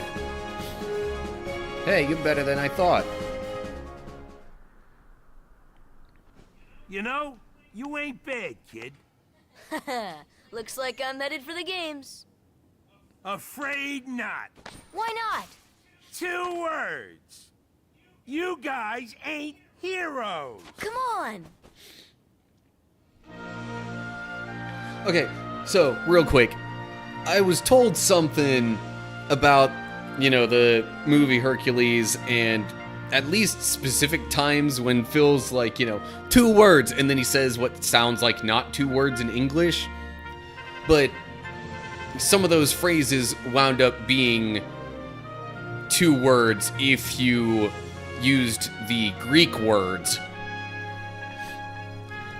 Now, I doubt the whole "you guys ain't heroes" would still be 2 words in Greek, but that's one of those things where it's like it actually added a level of humor if you really knew. But anyway, want to become a real hero? Start by mastering this spell. Thunder! Hey! Okay, cool. How exactly am I supposed to master this spell? Anyway. That's not what I meant to press.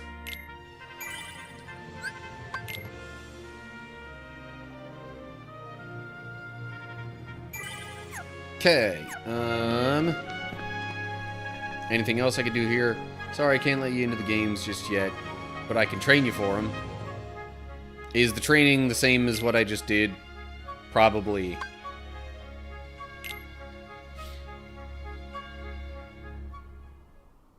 Yes. Yeah, no thanks. I feel no need to go back and do more of that stuff. So, hey, there we go. Here's more stuff. Rather a stubborn old goat, wouldn't you say? Who are you? Oh, hey, hold on there, Fuzzboy. Wait, let me guess. You want to enter the games, right? Well then, hey, get a load of this. A pass? It's all yours. Good luck, kid. I'm pulling for you, little shorty. Really?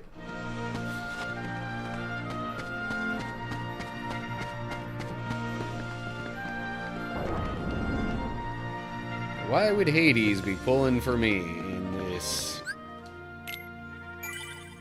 tournament thing, or the games, or whatever?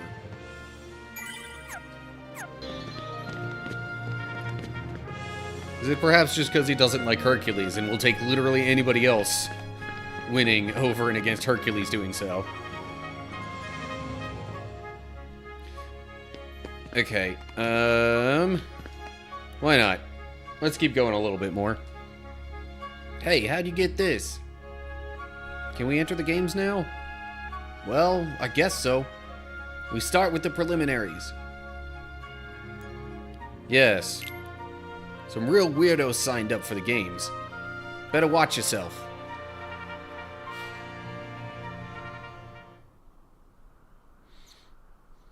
I maybe should have, customized my magic layout a bit first. Fire!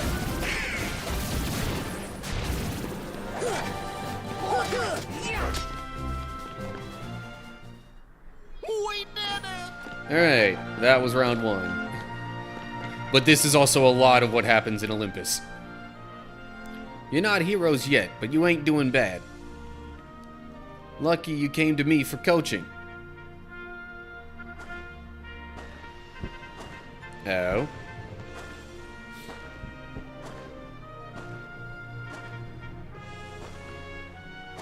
It's Cloud, but what's he doing here?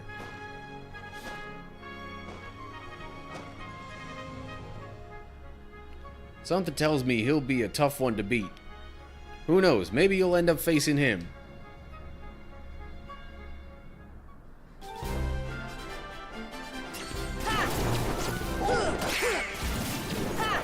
Come on! Come on! Nothing to it.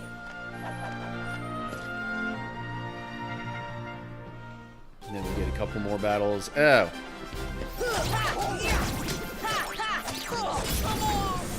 And we get a mix of fire and ice enemies in this one.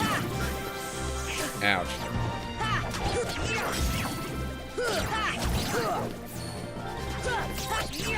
Yeah, I don't think you can knock a blizzard spell back at them. I mean, I could try, but I doubt it.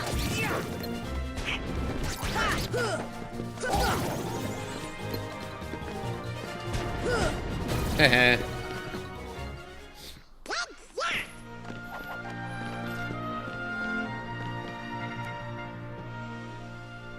Say, you're better than I thought, kid. Wish he was here to see this. Who? Hercules. He's a hero if ever there was one. Too bad he's off visiting his father.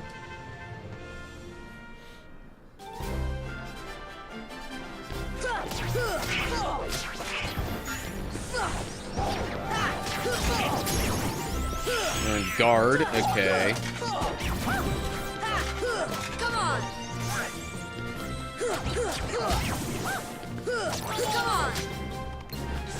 That's not the one I wanted to target. Yeah, you can't deflect it back at them, but you can at least Fire. stop yourself from getting hit by it. We did it!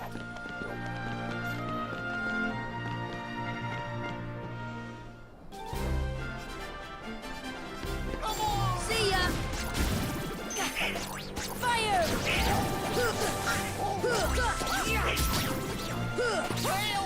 See, these guys aren't gonna give me the MP bubbles like they normally do, just because I'm fighting against them here. And the Colosseum does not give you health and magic drops and that kind of stuff.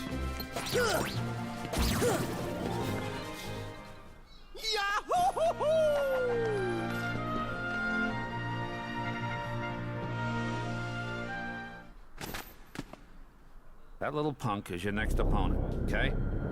Now don't blow it. Just take him out. The great god of the underworld is afraid of a kid? Sorry, but my contract says... I know! You think I don't know? I wrote the contract! I know it says you're only required to kill Hercules in this tournament. But you gotta fight that kid to get to him. Come on. Hey, it's like that old goat says. Rule number 11. It's all just a game. So let loose and have fun with it. I mean, a casualty or two along the way. It's no big deal, right?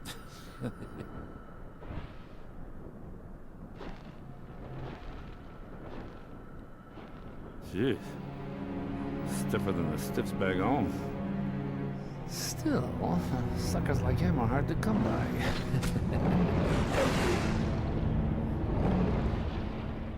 Yeah, the stiffs back home being dead people in the underworld.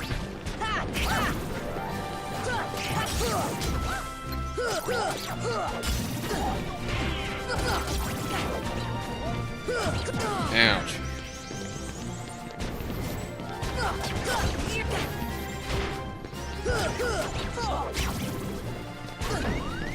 Okay, hang on. I need to use potion. Okay. I'm surprised it still let me use that potion after getting hit. Deep freeze. Oof. Hang on. Let's try this again. There we go. Come on.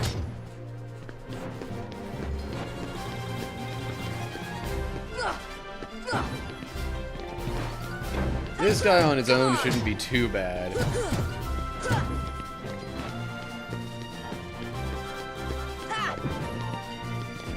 But he's definitely a problem mixed in with others, especially once he gets to this point. Nope. Okay, well. Fire.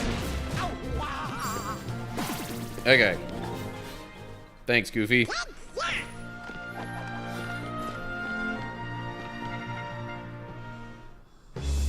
Oh, yay. Now we're facing Cloud. Fire. That the best you can do? That the best you can do?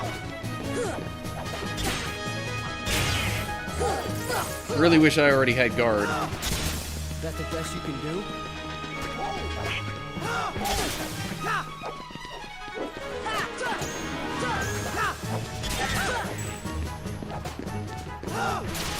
That the best you can do? Here!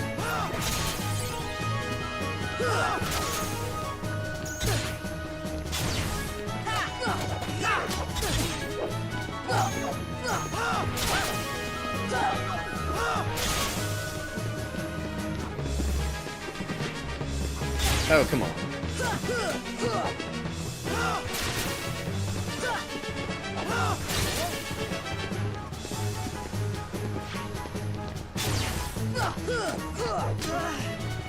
That the best you can do?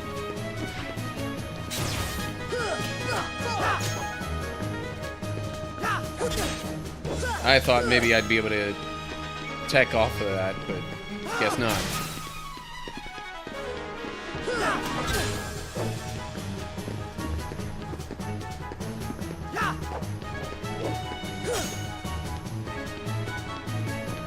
Fire!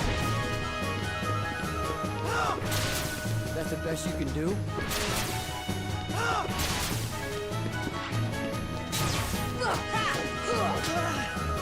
Fire!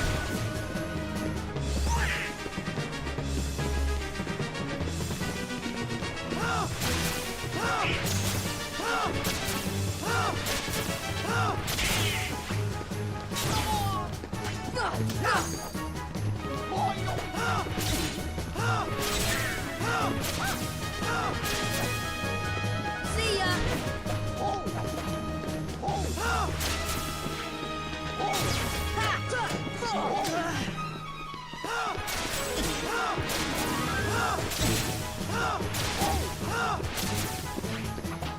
Oh, come on.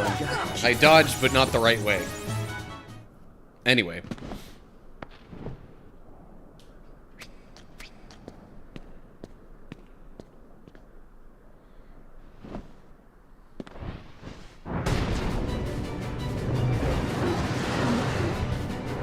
Oh, hello. Oh, right. There was one other rule. I forgot. Accident happen.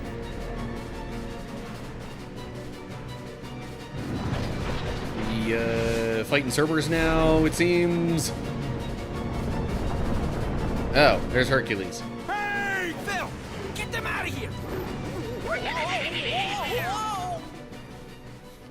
Pulled the webcam back up because I thought I was gonna get into a fight there.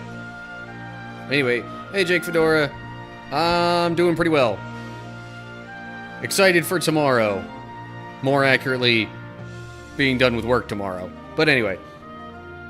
Whew, that was close. That was Cerberus, the guardian of the underworld.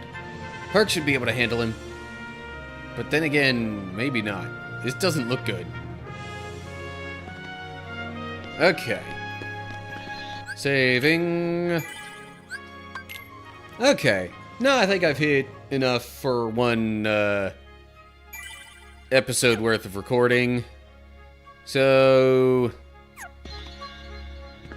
feel free to stick around if you're watching this live, or come back if you're watching this in episode format to see what might happen with Herc and Cerberus and all that.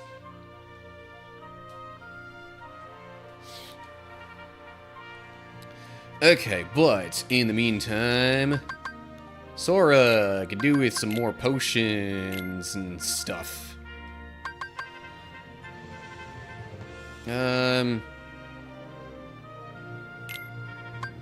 Put one more regular potion in there. Maybe also a mega potion, just cuz.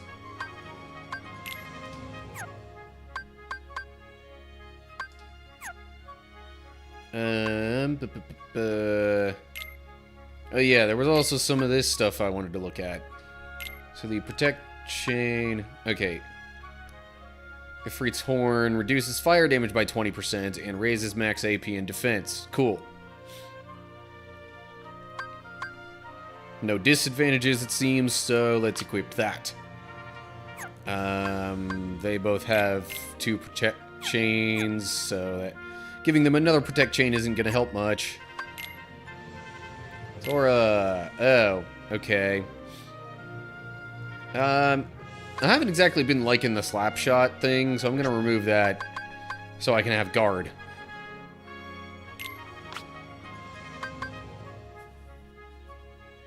I'd much rather have guard than slap shot. Hated that fight as a kid. Cerberus had my number. It's not exactly an easy one, that's for sure. So you missed earlier when I was fighting the, you know, main boss enemy the first time through Wonderland. I actually struggled with that one a bit more than I thought I would. But, you know, like with a lot of battles, once you get a sense of the timing, especially for projectile attacks, it's not that bad. Okay, also, is it weird for me to think that thunder should be Y just by default?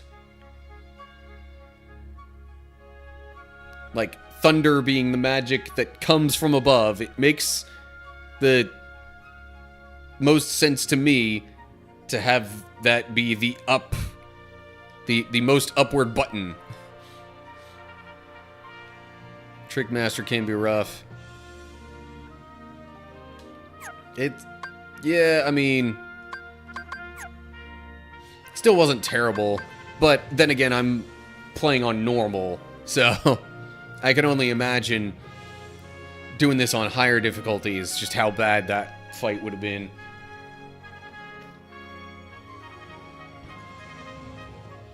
Okay. Think I'm pretty much ready to go otherwise. So anyway. Back to recording, I suppose, and nice to know I'm not alone in the, thinking of where to put thunder. Okay, but hold up. Oh yeah, there are only 3 shortcuts here. I know in some of the later games there's 4 shortcuts. But anywho. Alrighty, back to recording. Still feel free to chat. Okay. So, yeah, I swapped around thunder and fire in the shortcuts. And changed a little bit of equipment out. But that was it. So now we continue with Coliseum. I hope Herc's okay. Wish I could go in. Well? Kid, you're not entering the arena, are you? This ain't just some match. This is for real. I'm not afraid. You can decide if I'm hero material or not. Careful, kid.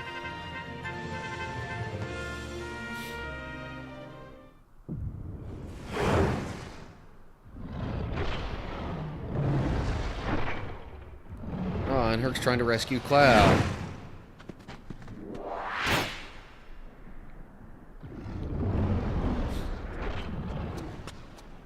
Kid, I got 2 words of advice for you. Attack! Again, I still wonder if that joke in this game still persists the way that it did in the movie. With all those things actually being 2 words in Greek. Thunder! Let me target the middle head if I'm going to be using thunder. Thunder! Come on!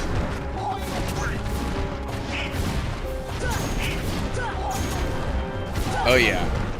Guard makes this so much easier.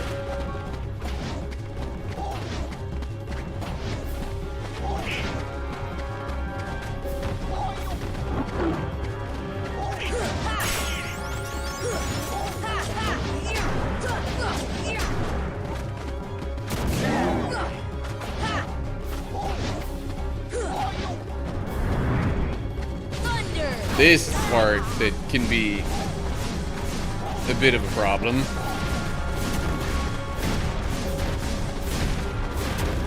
Okay. How did that fireball hit me?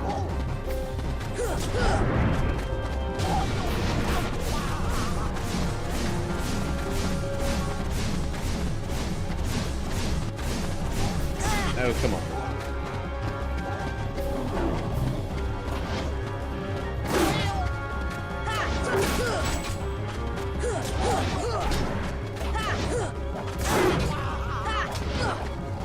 Ouch.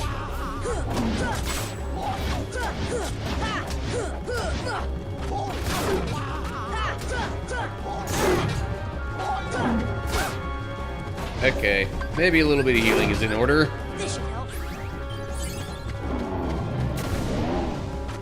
Thunder! Thunder!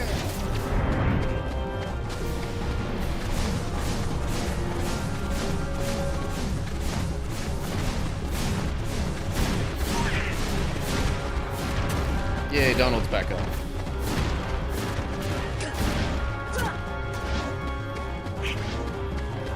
Oh, and more of this. Okay, fine.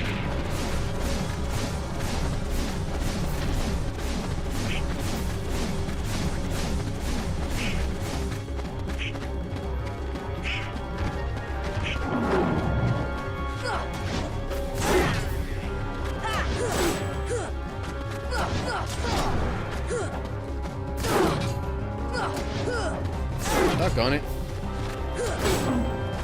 It keeps getting me stuck in attack animations.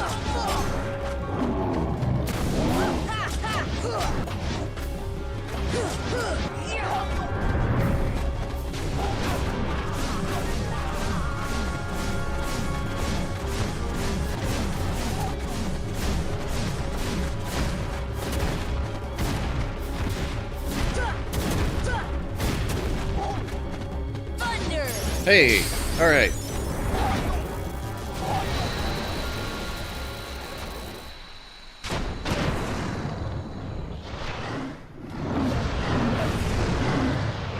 Yeah, I think that only went as well as it did because of, remembering the fight. And how it all works. And definitely having guard helped. Bad dog, Jake says. Thus, I do hereby dub the junior heroes and confer upon the full rights and privileges to participate in the games. Further, Hey, what do you mean, junior heroes? you rookies still don't understand what it takes to be a true hero. So, what does it take? Well, that's just something you'll have to find out for yourselves.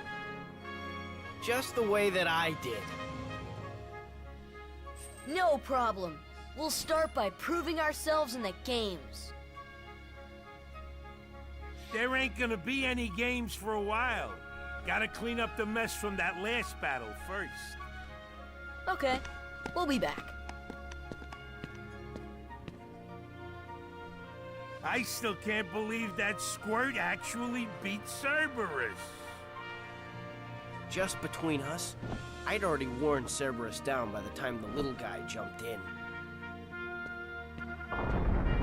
My lips are sealed. Obtained hero license.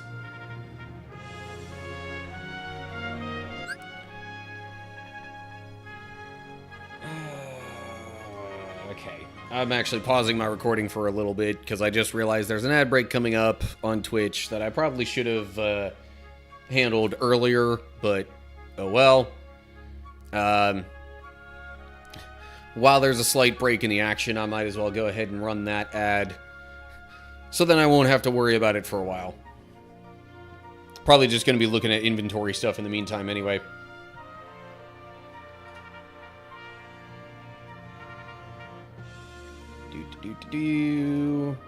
Okay.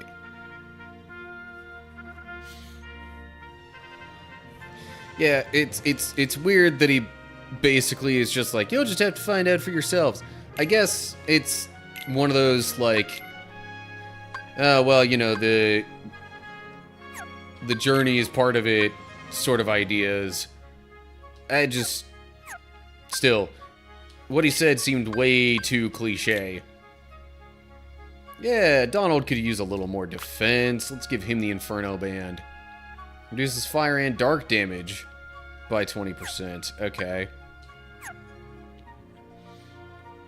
Any new abilities gained?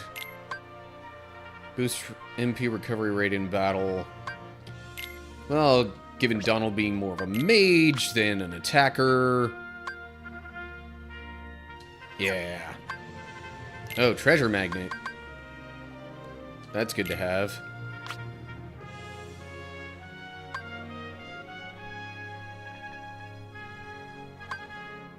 Anyway.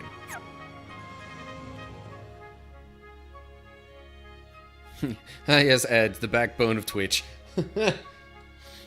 Yeah, I mean, I've got mine kind of at a minimum right now. I only have it set to run 1 minute of ads per hour. But it's one of those things where, like, that's kind of half the point of hitting affiliate. So, like, if I don't run any ads, then, like, I feel like I'm doing myself a disservice there.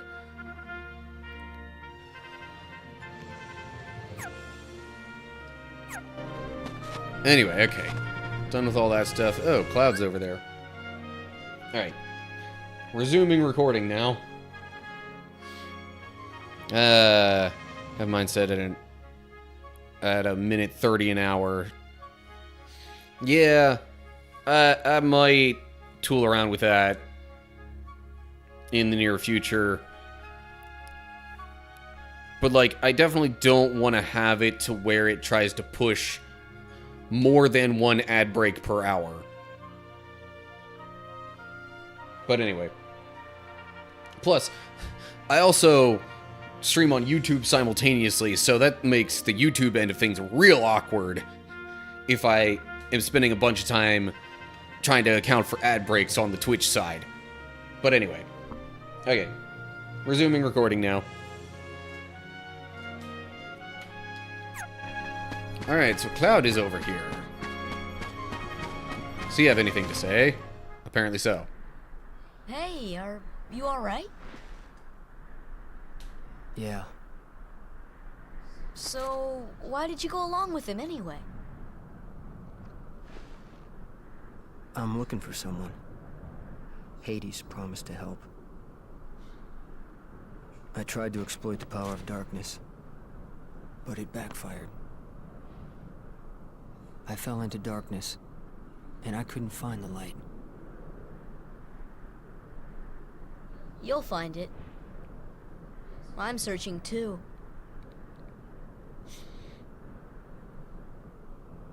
For your light?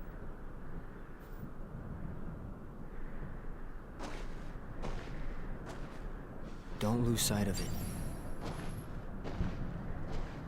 How about a rematch sometime? Fair and square, no dark powers involved. I think I'll pass.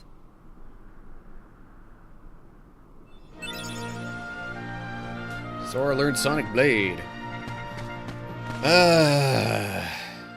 Hang on a sec.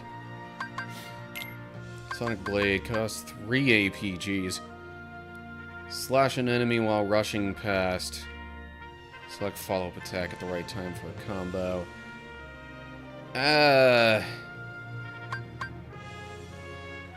Like, that's great and all, but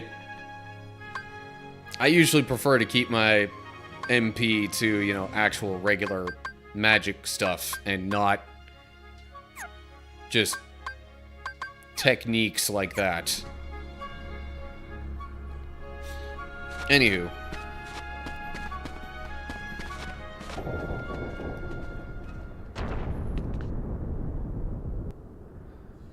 He's strong. He's kind. He's always there for you. Another cutscene And kind of thing. He's handsome to boot. He's perfect. Perfect. Perfectly infuriating. He makes me crazy. Wait a minute. What are you worried about? All the pieces are in place. Relax. Whoa, whoa, whoa, whoa. Here's what you do. Let Hercules train the kid. In the next games, I'll take care of them both. Come. Who invited you to the party? Stay out of this. This is my show. As you wish. Fight to your heart's content.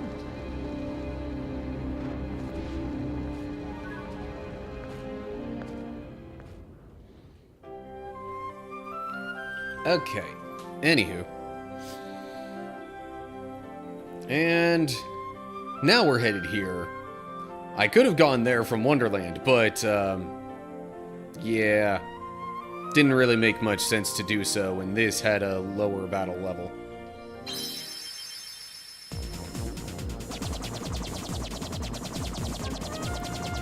So, I wonder if,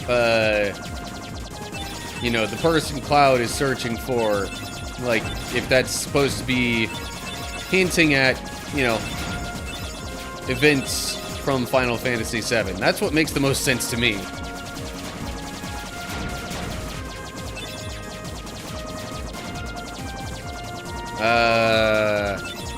Alright, I have to ask, since I ask everyone I watch stream this game. Do you have a favorite Disney villain? That is a good question, and one that I'm not sure I've spent too much time thinking about before.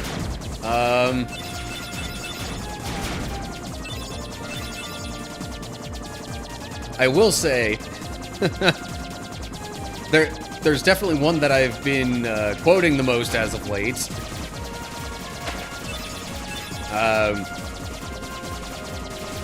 And that villain would be Scar from The Lion King. I work at Walmart is all I'm going to say. So, forgive me for every once in a while thinking to myself, at least, if not directly saying out loud, that I'm surrounded by idiots. And that's not saying anything about any specific people, but like, sometimes my coworkers will do stuff that is just like, okay, really? Sometimes customers will do or say things that it's like, come on, what are you doing?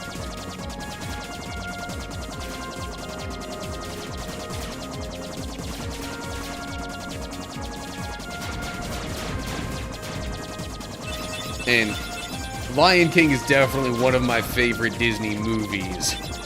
I will say that.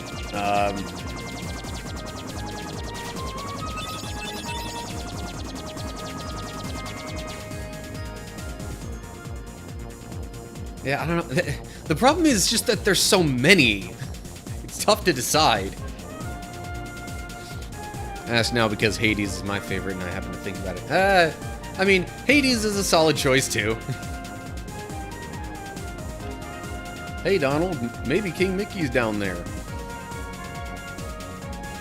In a backwater place like that? No way. Let's move on. Hold on. Riku and Kairi might be down there. Let's just check it out. Forget it. We're on an important mission. Just land. No. The awkward pause between the dialogue makes this a little more awkward. But anyway. Ah, phooey. We're landing.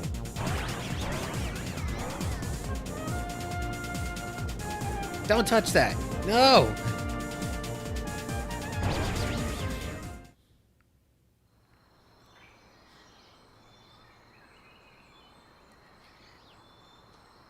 Whoa! Ouch. Oh, my head. Donald? Just Goofy? your head?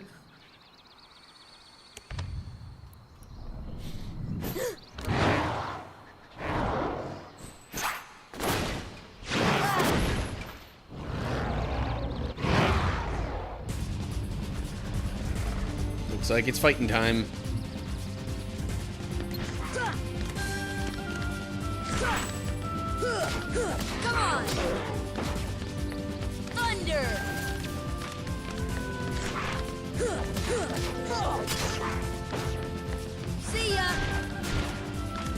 I'm not sure I even actually hit some more there.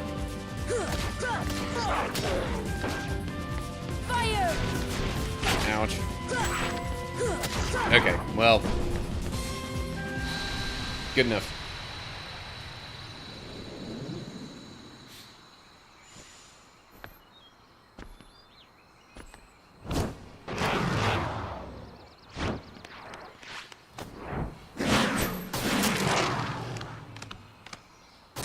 Tarzan!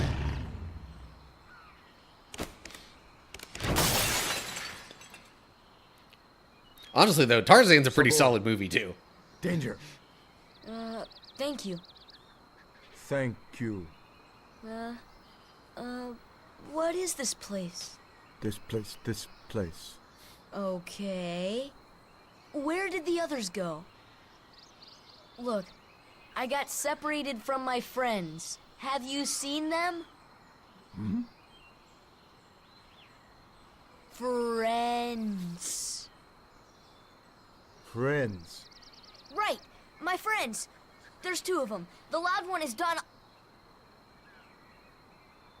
Huh? Know what? Never mind.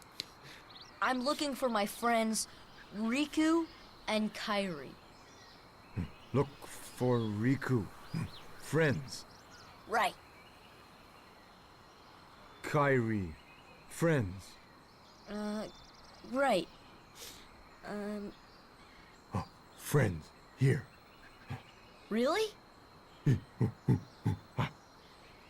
Huh? Friends. Here. Not sure I understand, but show me. Take me to Riku and Kairi. Tarzan. Tarzan. Go. And I'm Sora. Tarzan go, Sora go go.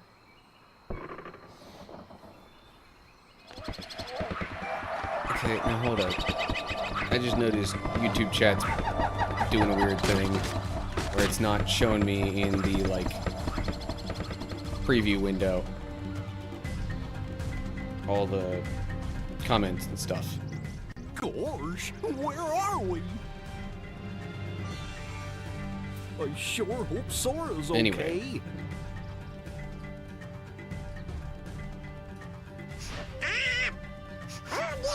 And that comment now I'm realizing is like 20 minutes old. Sorry about that. Somebody was asking what kind of run I'm doing. Just kind of a standard run on normal mode. Just trying to get through the story for the most part.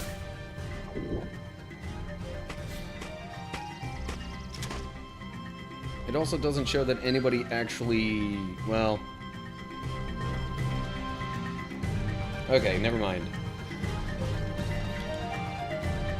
Like, as I've looked over at the YouTube window, I haven't seen any concurrent viewers at any given point, and yet, apparently I've had 13 people watch at various points. Sorry for the lack of response there. I don't know why shrinking the pop-out chat window that I get from OBS does that kind of thing, but apparently it does.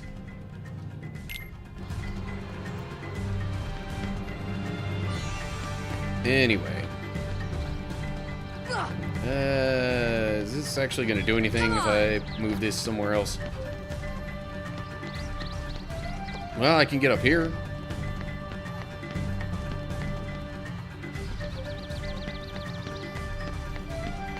Oh yeah. Might want to bring back my webcam.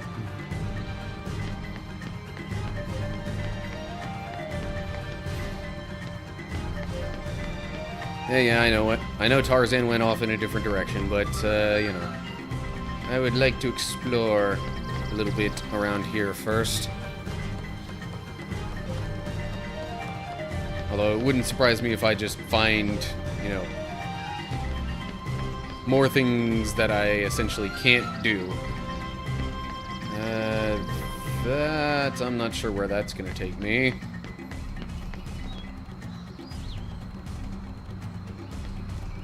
Not totally sure about this one either, but I'm pretty sure I would at least land on something if I can't even actually go out that way. Never mind. Alright, fine.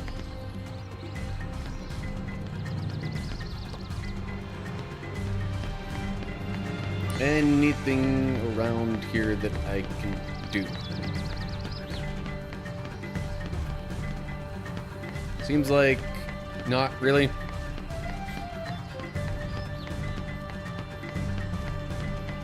As far as Disney movie soundtracks go, Tarzan's definitely up there for me. The main competition in my mind against it might actually be a bit of a less popular one, but Oliver and Company, like, you know, let's face it, you're basically comparing Phil Collins on the Tarzan end of things to Billy Joel with Oliver and Company. Both solid choices. Anyway, yeah. Here we go.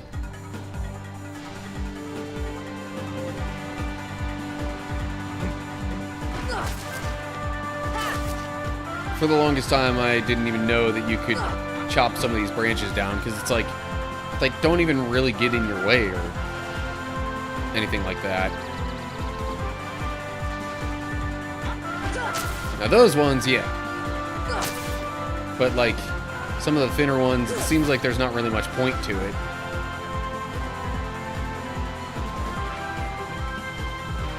If you ever don't want to do that vine slide minigame, you can pause, quit, and you will be at the camp. Really. Examine. Oh yeah, there's like cooking stuff that you could do if you want. Obtained slide 3. There's a Trinity mark, but I can't do that because I don't have the whole gang here. Lab instruments. Find the 2 research notes. And this was find the 2 recipe cards. Another slide thingy. Slide 6. That's slide 1.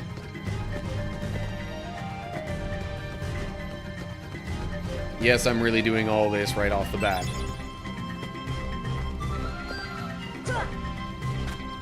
Before even getting into much of any story stuff. I think I'm just missing slide 4 then. Research note 3. Replicating. Okay, whatever.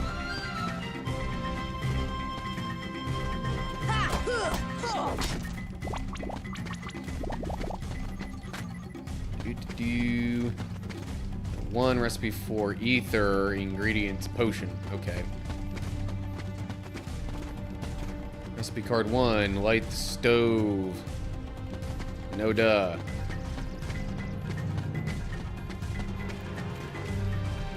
Come on. Okay, slide 4.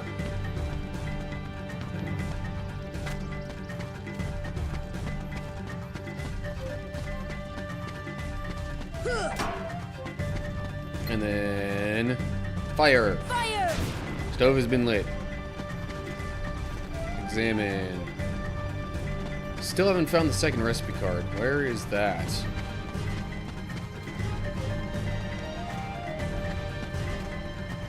Come on! Oh, wait. I can climb this thing. That's right. I do it that way every time. Grab the slides, then go in. Yeah.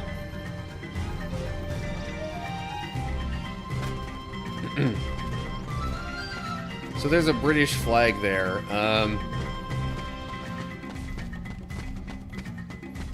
Does that mean, you know, that the actual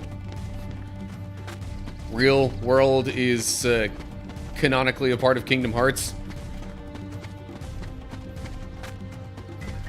Yeah, I found that one. Where's the other? I would have thought there was something with that table there.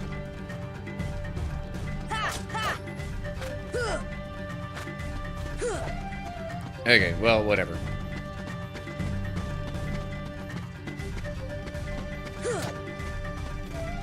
I guess I've done what I can for now. Let's head on into the tent.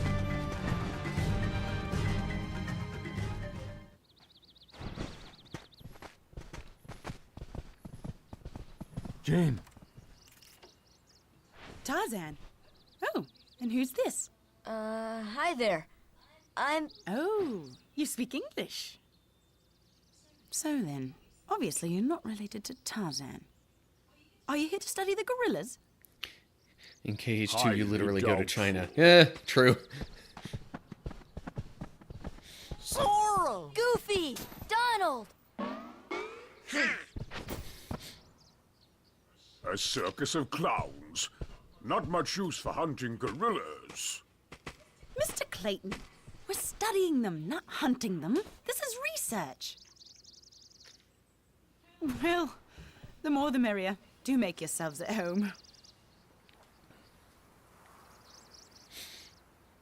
Well, anyway, I'm staying. Huh? Sora, look what we found. Look at this.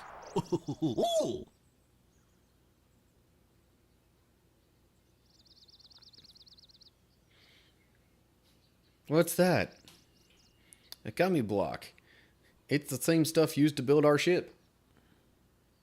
So that means the king could be here.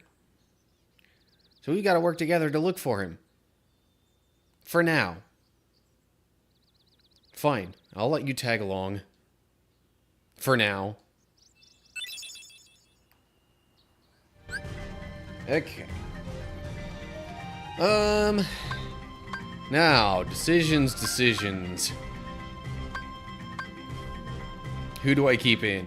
Although, I really should probably have the main three in here in case I come across any Trinity marks. Like, I already know there's one just outside the tent here. Mithril shard. Go save real quick.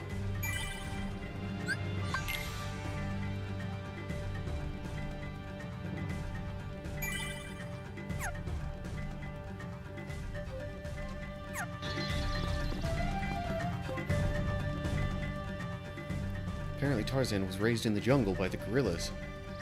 Communicating with him still isn't easy, but he's learning. So he was speaking in gorilla back there? Ah, that's right. You're looking for your friends? He said Riku and Kairi are here.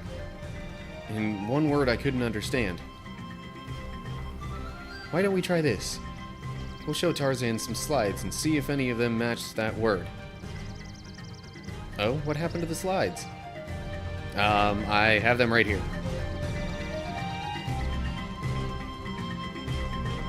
The castle thing. What's wrong, Sora? What? Nothing. This place, it just looks so familiar. But how? I've never been off my island. So is that supposed to be Hollow Bastion then? Huh. Or does it just look kind of like that because it's a castle? I don't know.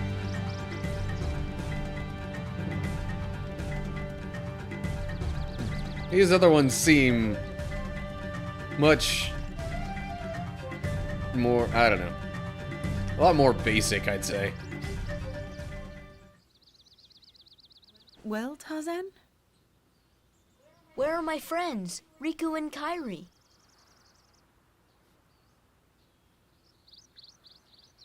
Hey, I thought... That leaves just one place. Young man, we've been in this jungle for some time now. But we have yet to encounter these friends of yours. I'd wager they're with the gorillas, but Tarzan refuses to take us to them. Really, Mr. Clayton? Tarzan wouldn't hide... Then take us there. Take us to the gorillas. Gorillas.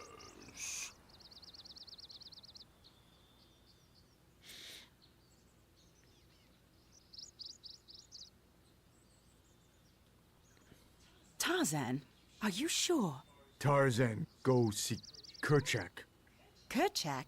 He must be the leader. Perfect. I'll go along as an escort. After all, the jungle is a dangerous place.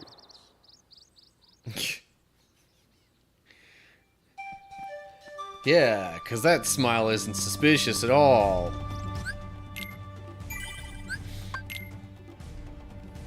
Anyway.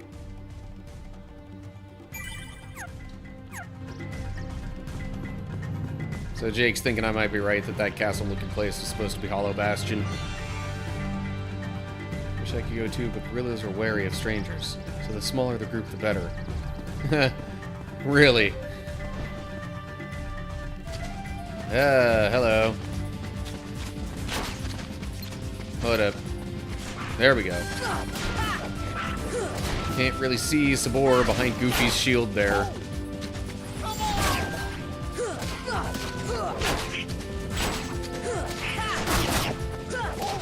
Come on!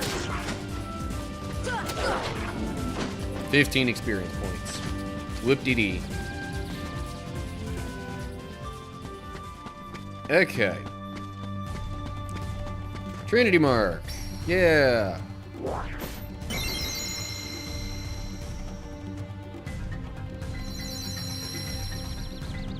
Open. More Dalmatians. So is this thing still lit? Kind of hard to tell, but I need to find the other thing anyway if I'm gonna do anything with that. Oh. Okay, that was note number 2. Need more information. Find recipe card 2. But didn't I just find recipe card 2? Oh, no, that's research note 2. Sorry. Okay. Required notes found. Let's begin. Potion was put in. After putting the ingredient.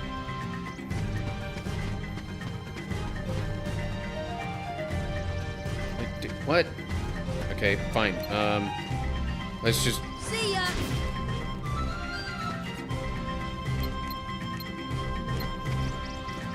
Fire! Stove has been lit. Okay. Items. Potion. Nope. Maybe now? No.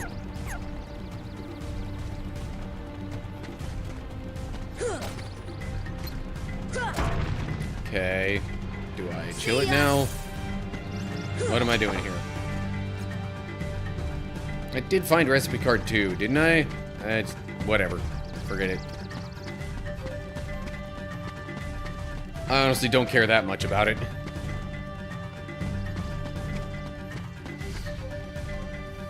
Alrighty. I kind of expected some enemies here. Or maybe this is just not where I'm supposed to go yet, and that's why there aren't enemies showing up. Yes, because that's totally necessary. Well, are there any items that I can find here?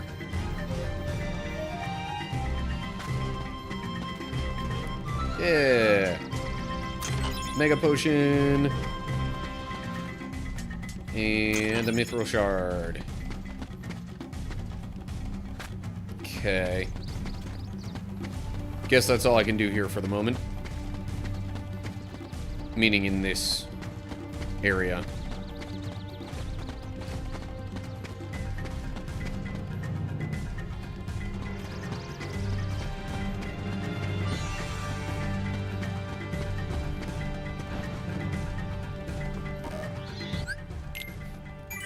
I know I didn't actually do much, but anytime I pass by a save point, I'm inclined to save.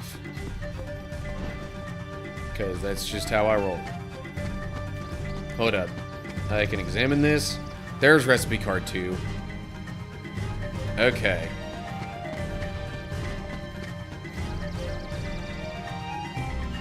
Potion's in the pot. Oh, it's already in there? Fire. Fire! Stove has been lit. Cooking. Ready. Obtained high potion. Cool.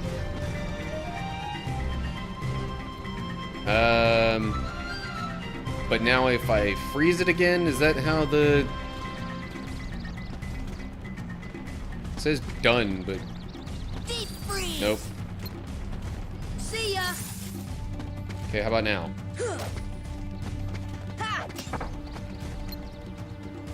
Nope, okay. I thought maybe it said something about getting an ether from that, but oh well.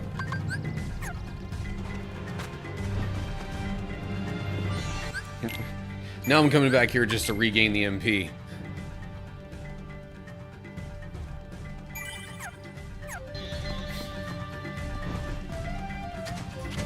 And Sabor's back. Thunder. Proceeds to use MP fighting Sabor.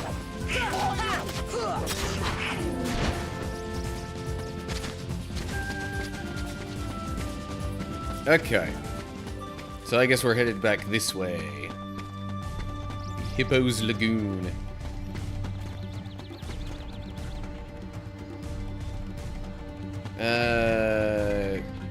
Climbing there, I think, just takes me back to the one thing on the treetops where there's the, like, sliding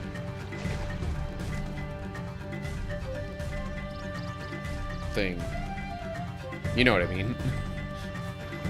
The thing where we slid around on the tree branches on the way down here. More Dalmatians. Climby, climb, climby, climb. That can be a shortcut later, though. True.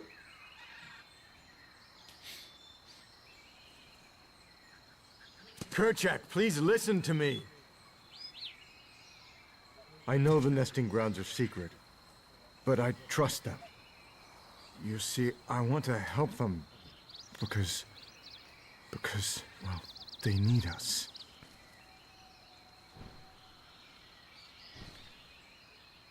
Oh, did you get that? No. Kerchak! I assume he's actually speaking gorilla here, but they're translating it. Kerchak. Sort of.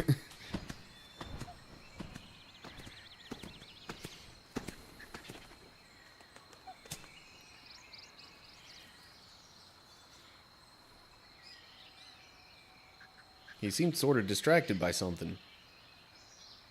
Was he looking toward the treehouse?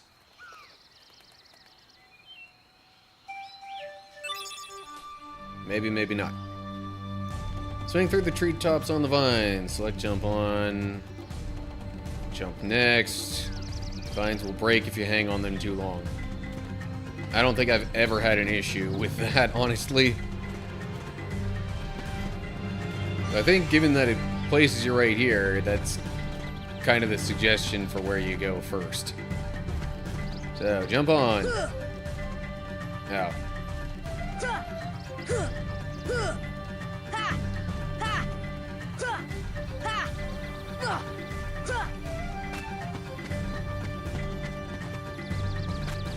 Before I go too far. More Dalmatians.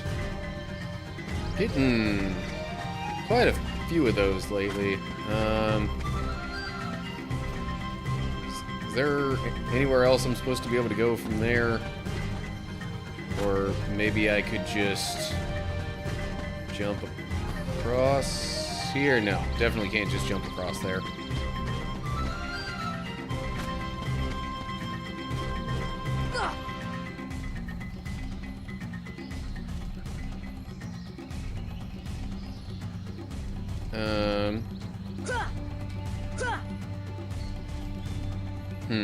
Okay. I thought maybe I'd eventually be able to get to that other spot there.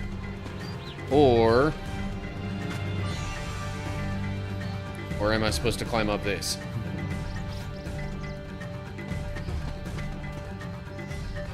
Flowers wilted. Yeah, and?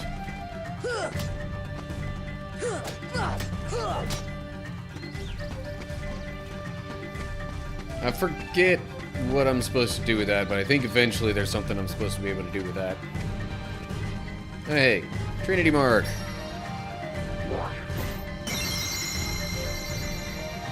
Another chest. Thundara Gummy.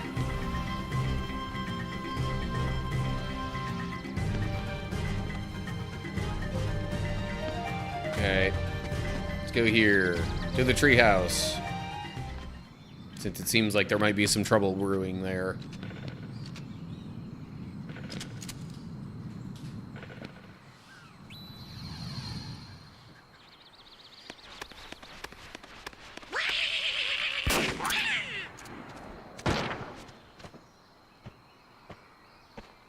What's the big idea? Wait, Kerchak, please.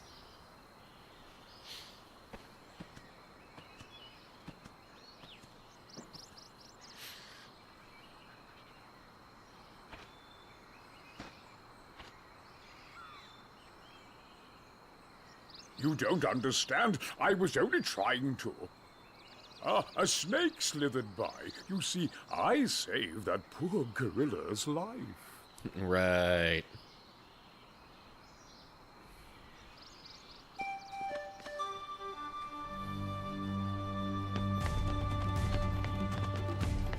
Okay. Now we're back here at the treehouse.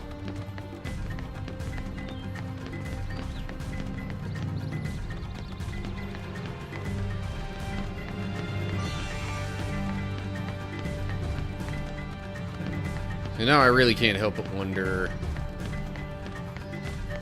about possible other things to do at the treehouse. Like, I know at least eventually there's a way to get onto the roof.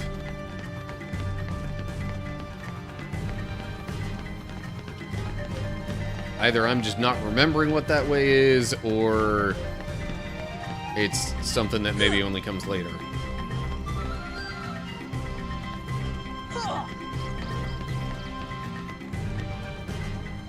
Come on. Hiya. Nope. Okay. Is there a way to just place it back down instead of throwing it? Doesn't seem like it. Great. Okay, so let me come back over here and throw. Come on! Okay. Now what I didn't do before was climb this here, so maybe this is it. Long ladder? Might be. Okay. I'm on the roof. And there's a chest. Protect chain. Don't I already have a bunch of those? Isn't that what I have? Yeah. Suppose I could give one to Tarzan, because why not? You know, in case it ever forces me to have him in the party.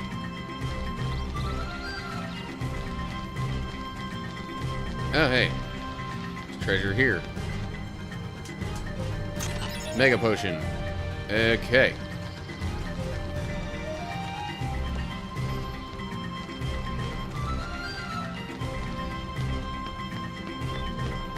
Well.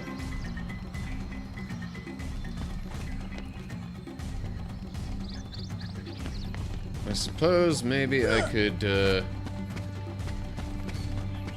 work my way back toward the campground? I don't know.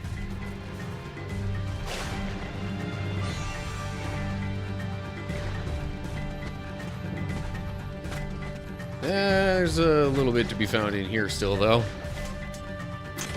Another mega potion. Jeez. Getting a surprising number of mega potions.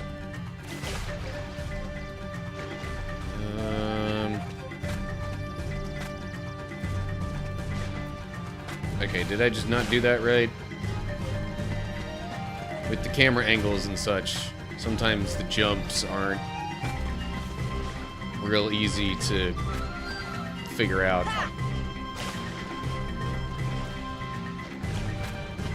Alright.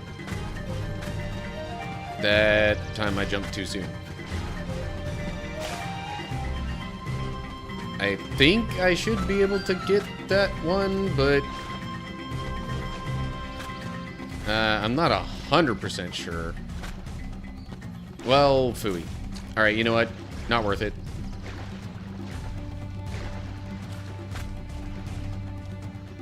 What, you never saw a snake made of floorboards before? Can't say that I have.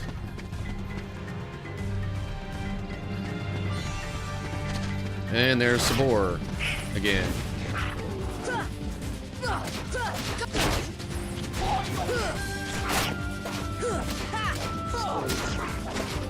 See, if Clayton was really trying to be clever, he could have at least, like, said something about Sabor. Because, like, that's a known issue, right? Or, I don't know. How could you do such a thing? Now, Miss Porter, as I told you, I was not aiming at the gorilla. You are not to go near the gorillas again.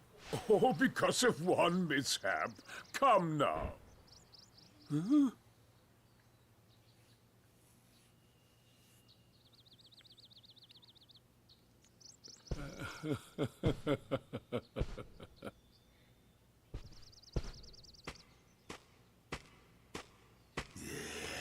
What am I doing with these imbeciles? Blasted gorillas! I'll hunt down every last one of them. I'll track them down somehow. I'll stake my life on it. Hmm?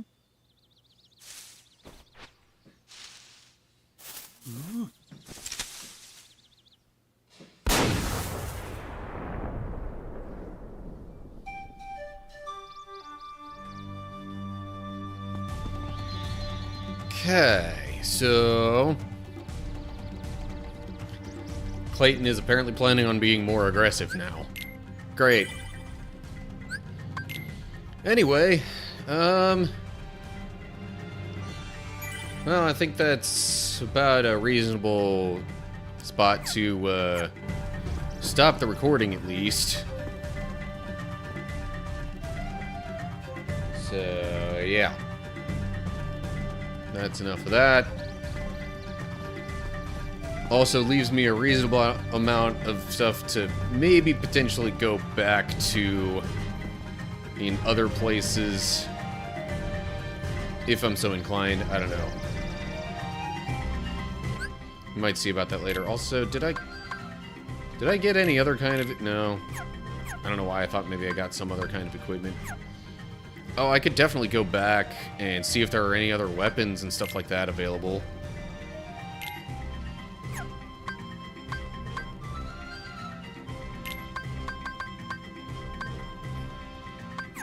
But anyway.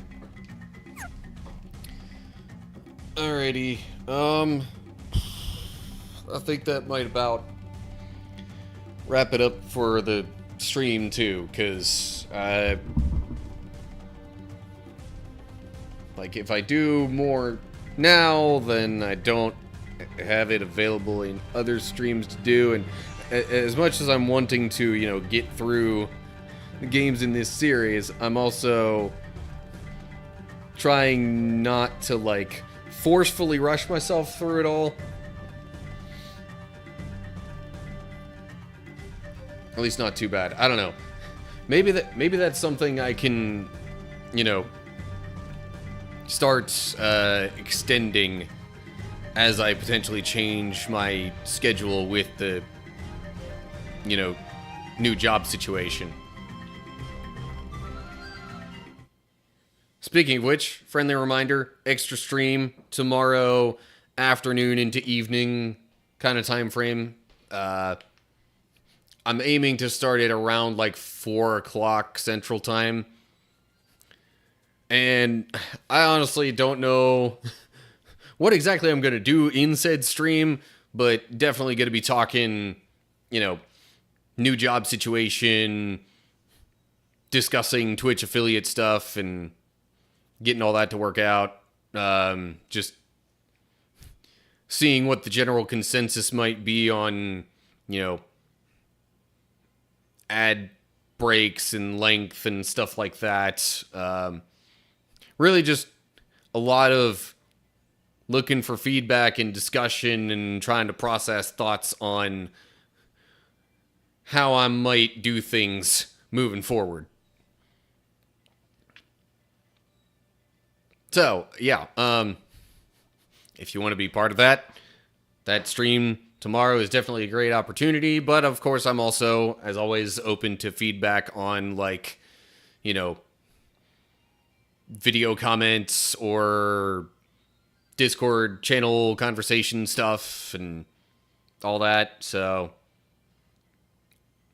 yeah. Anyway. But I do think that's going to do it for now. Tomorrow's stream, I might play more Kingdom Hearts and just go back and do some of the, like, kind of optional stuff. I know there's at least a little bit more that can be done in Traverse Town now because of having the Thunder Spell. And I think there's also a certain spot in Wonderland that uses that. So, yeah, definitely some possibilities there. I'm also thinking I've got a couple of games that I might want to do some reviews for. So that could be a thing that I integrate into tomorrow's stream. Who knows? But yeah, thanks for watching, everybody. If not tomorrow, hopefully I'll see y'all soon.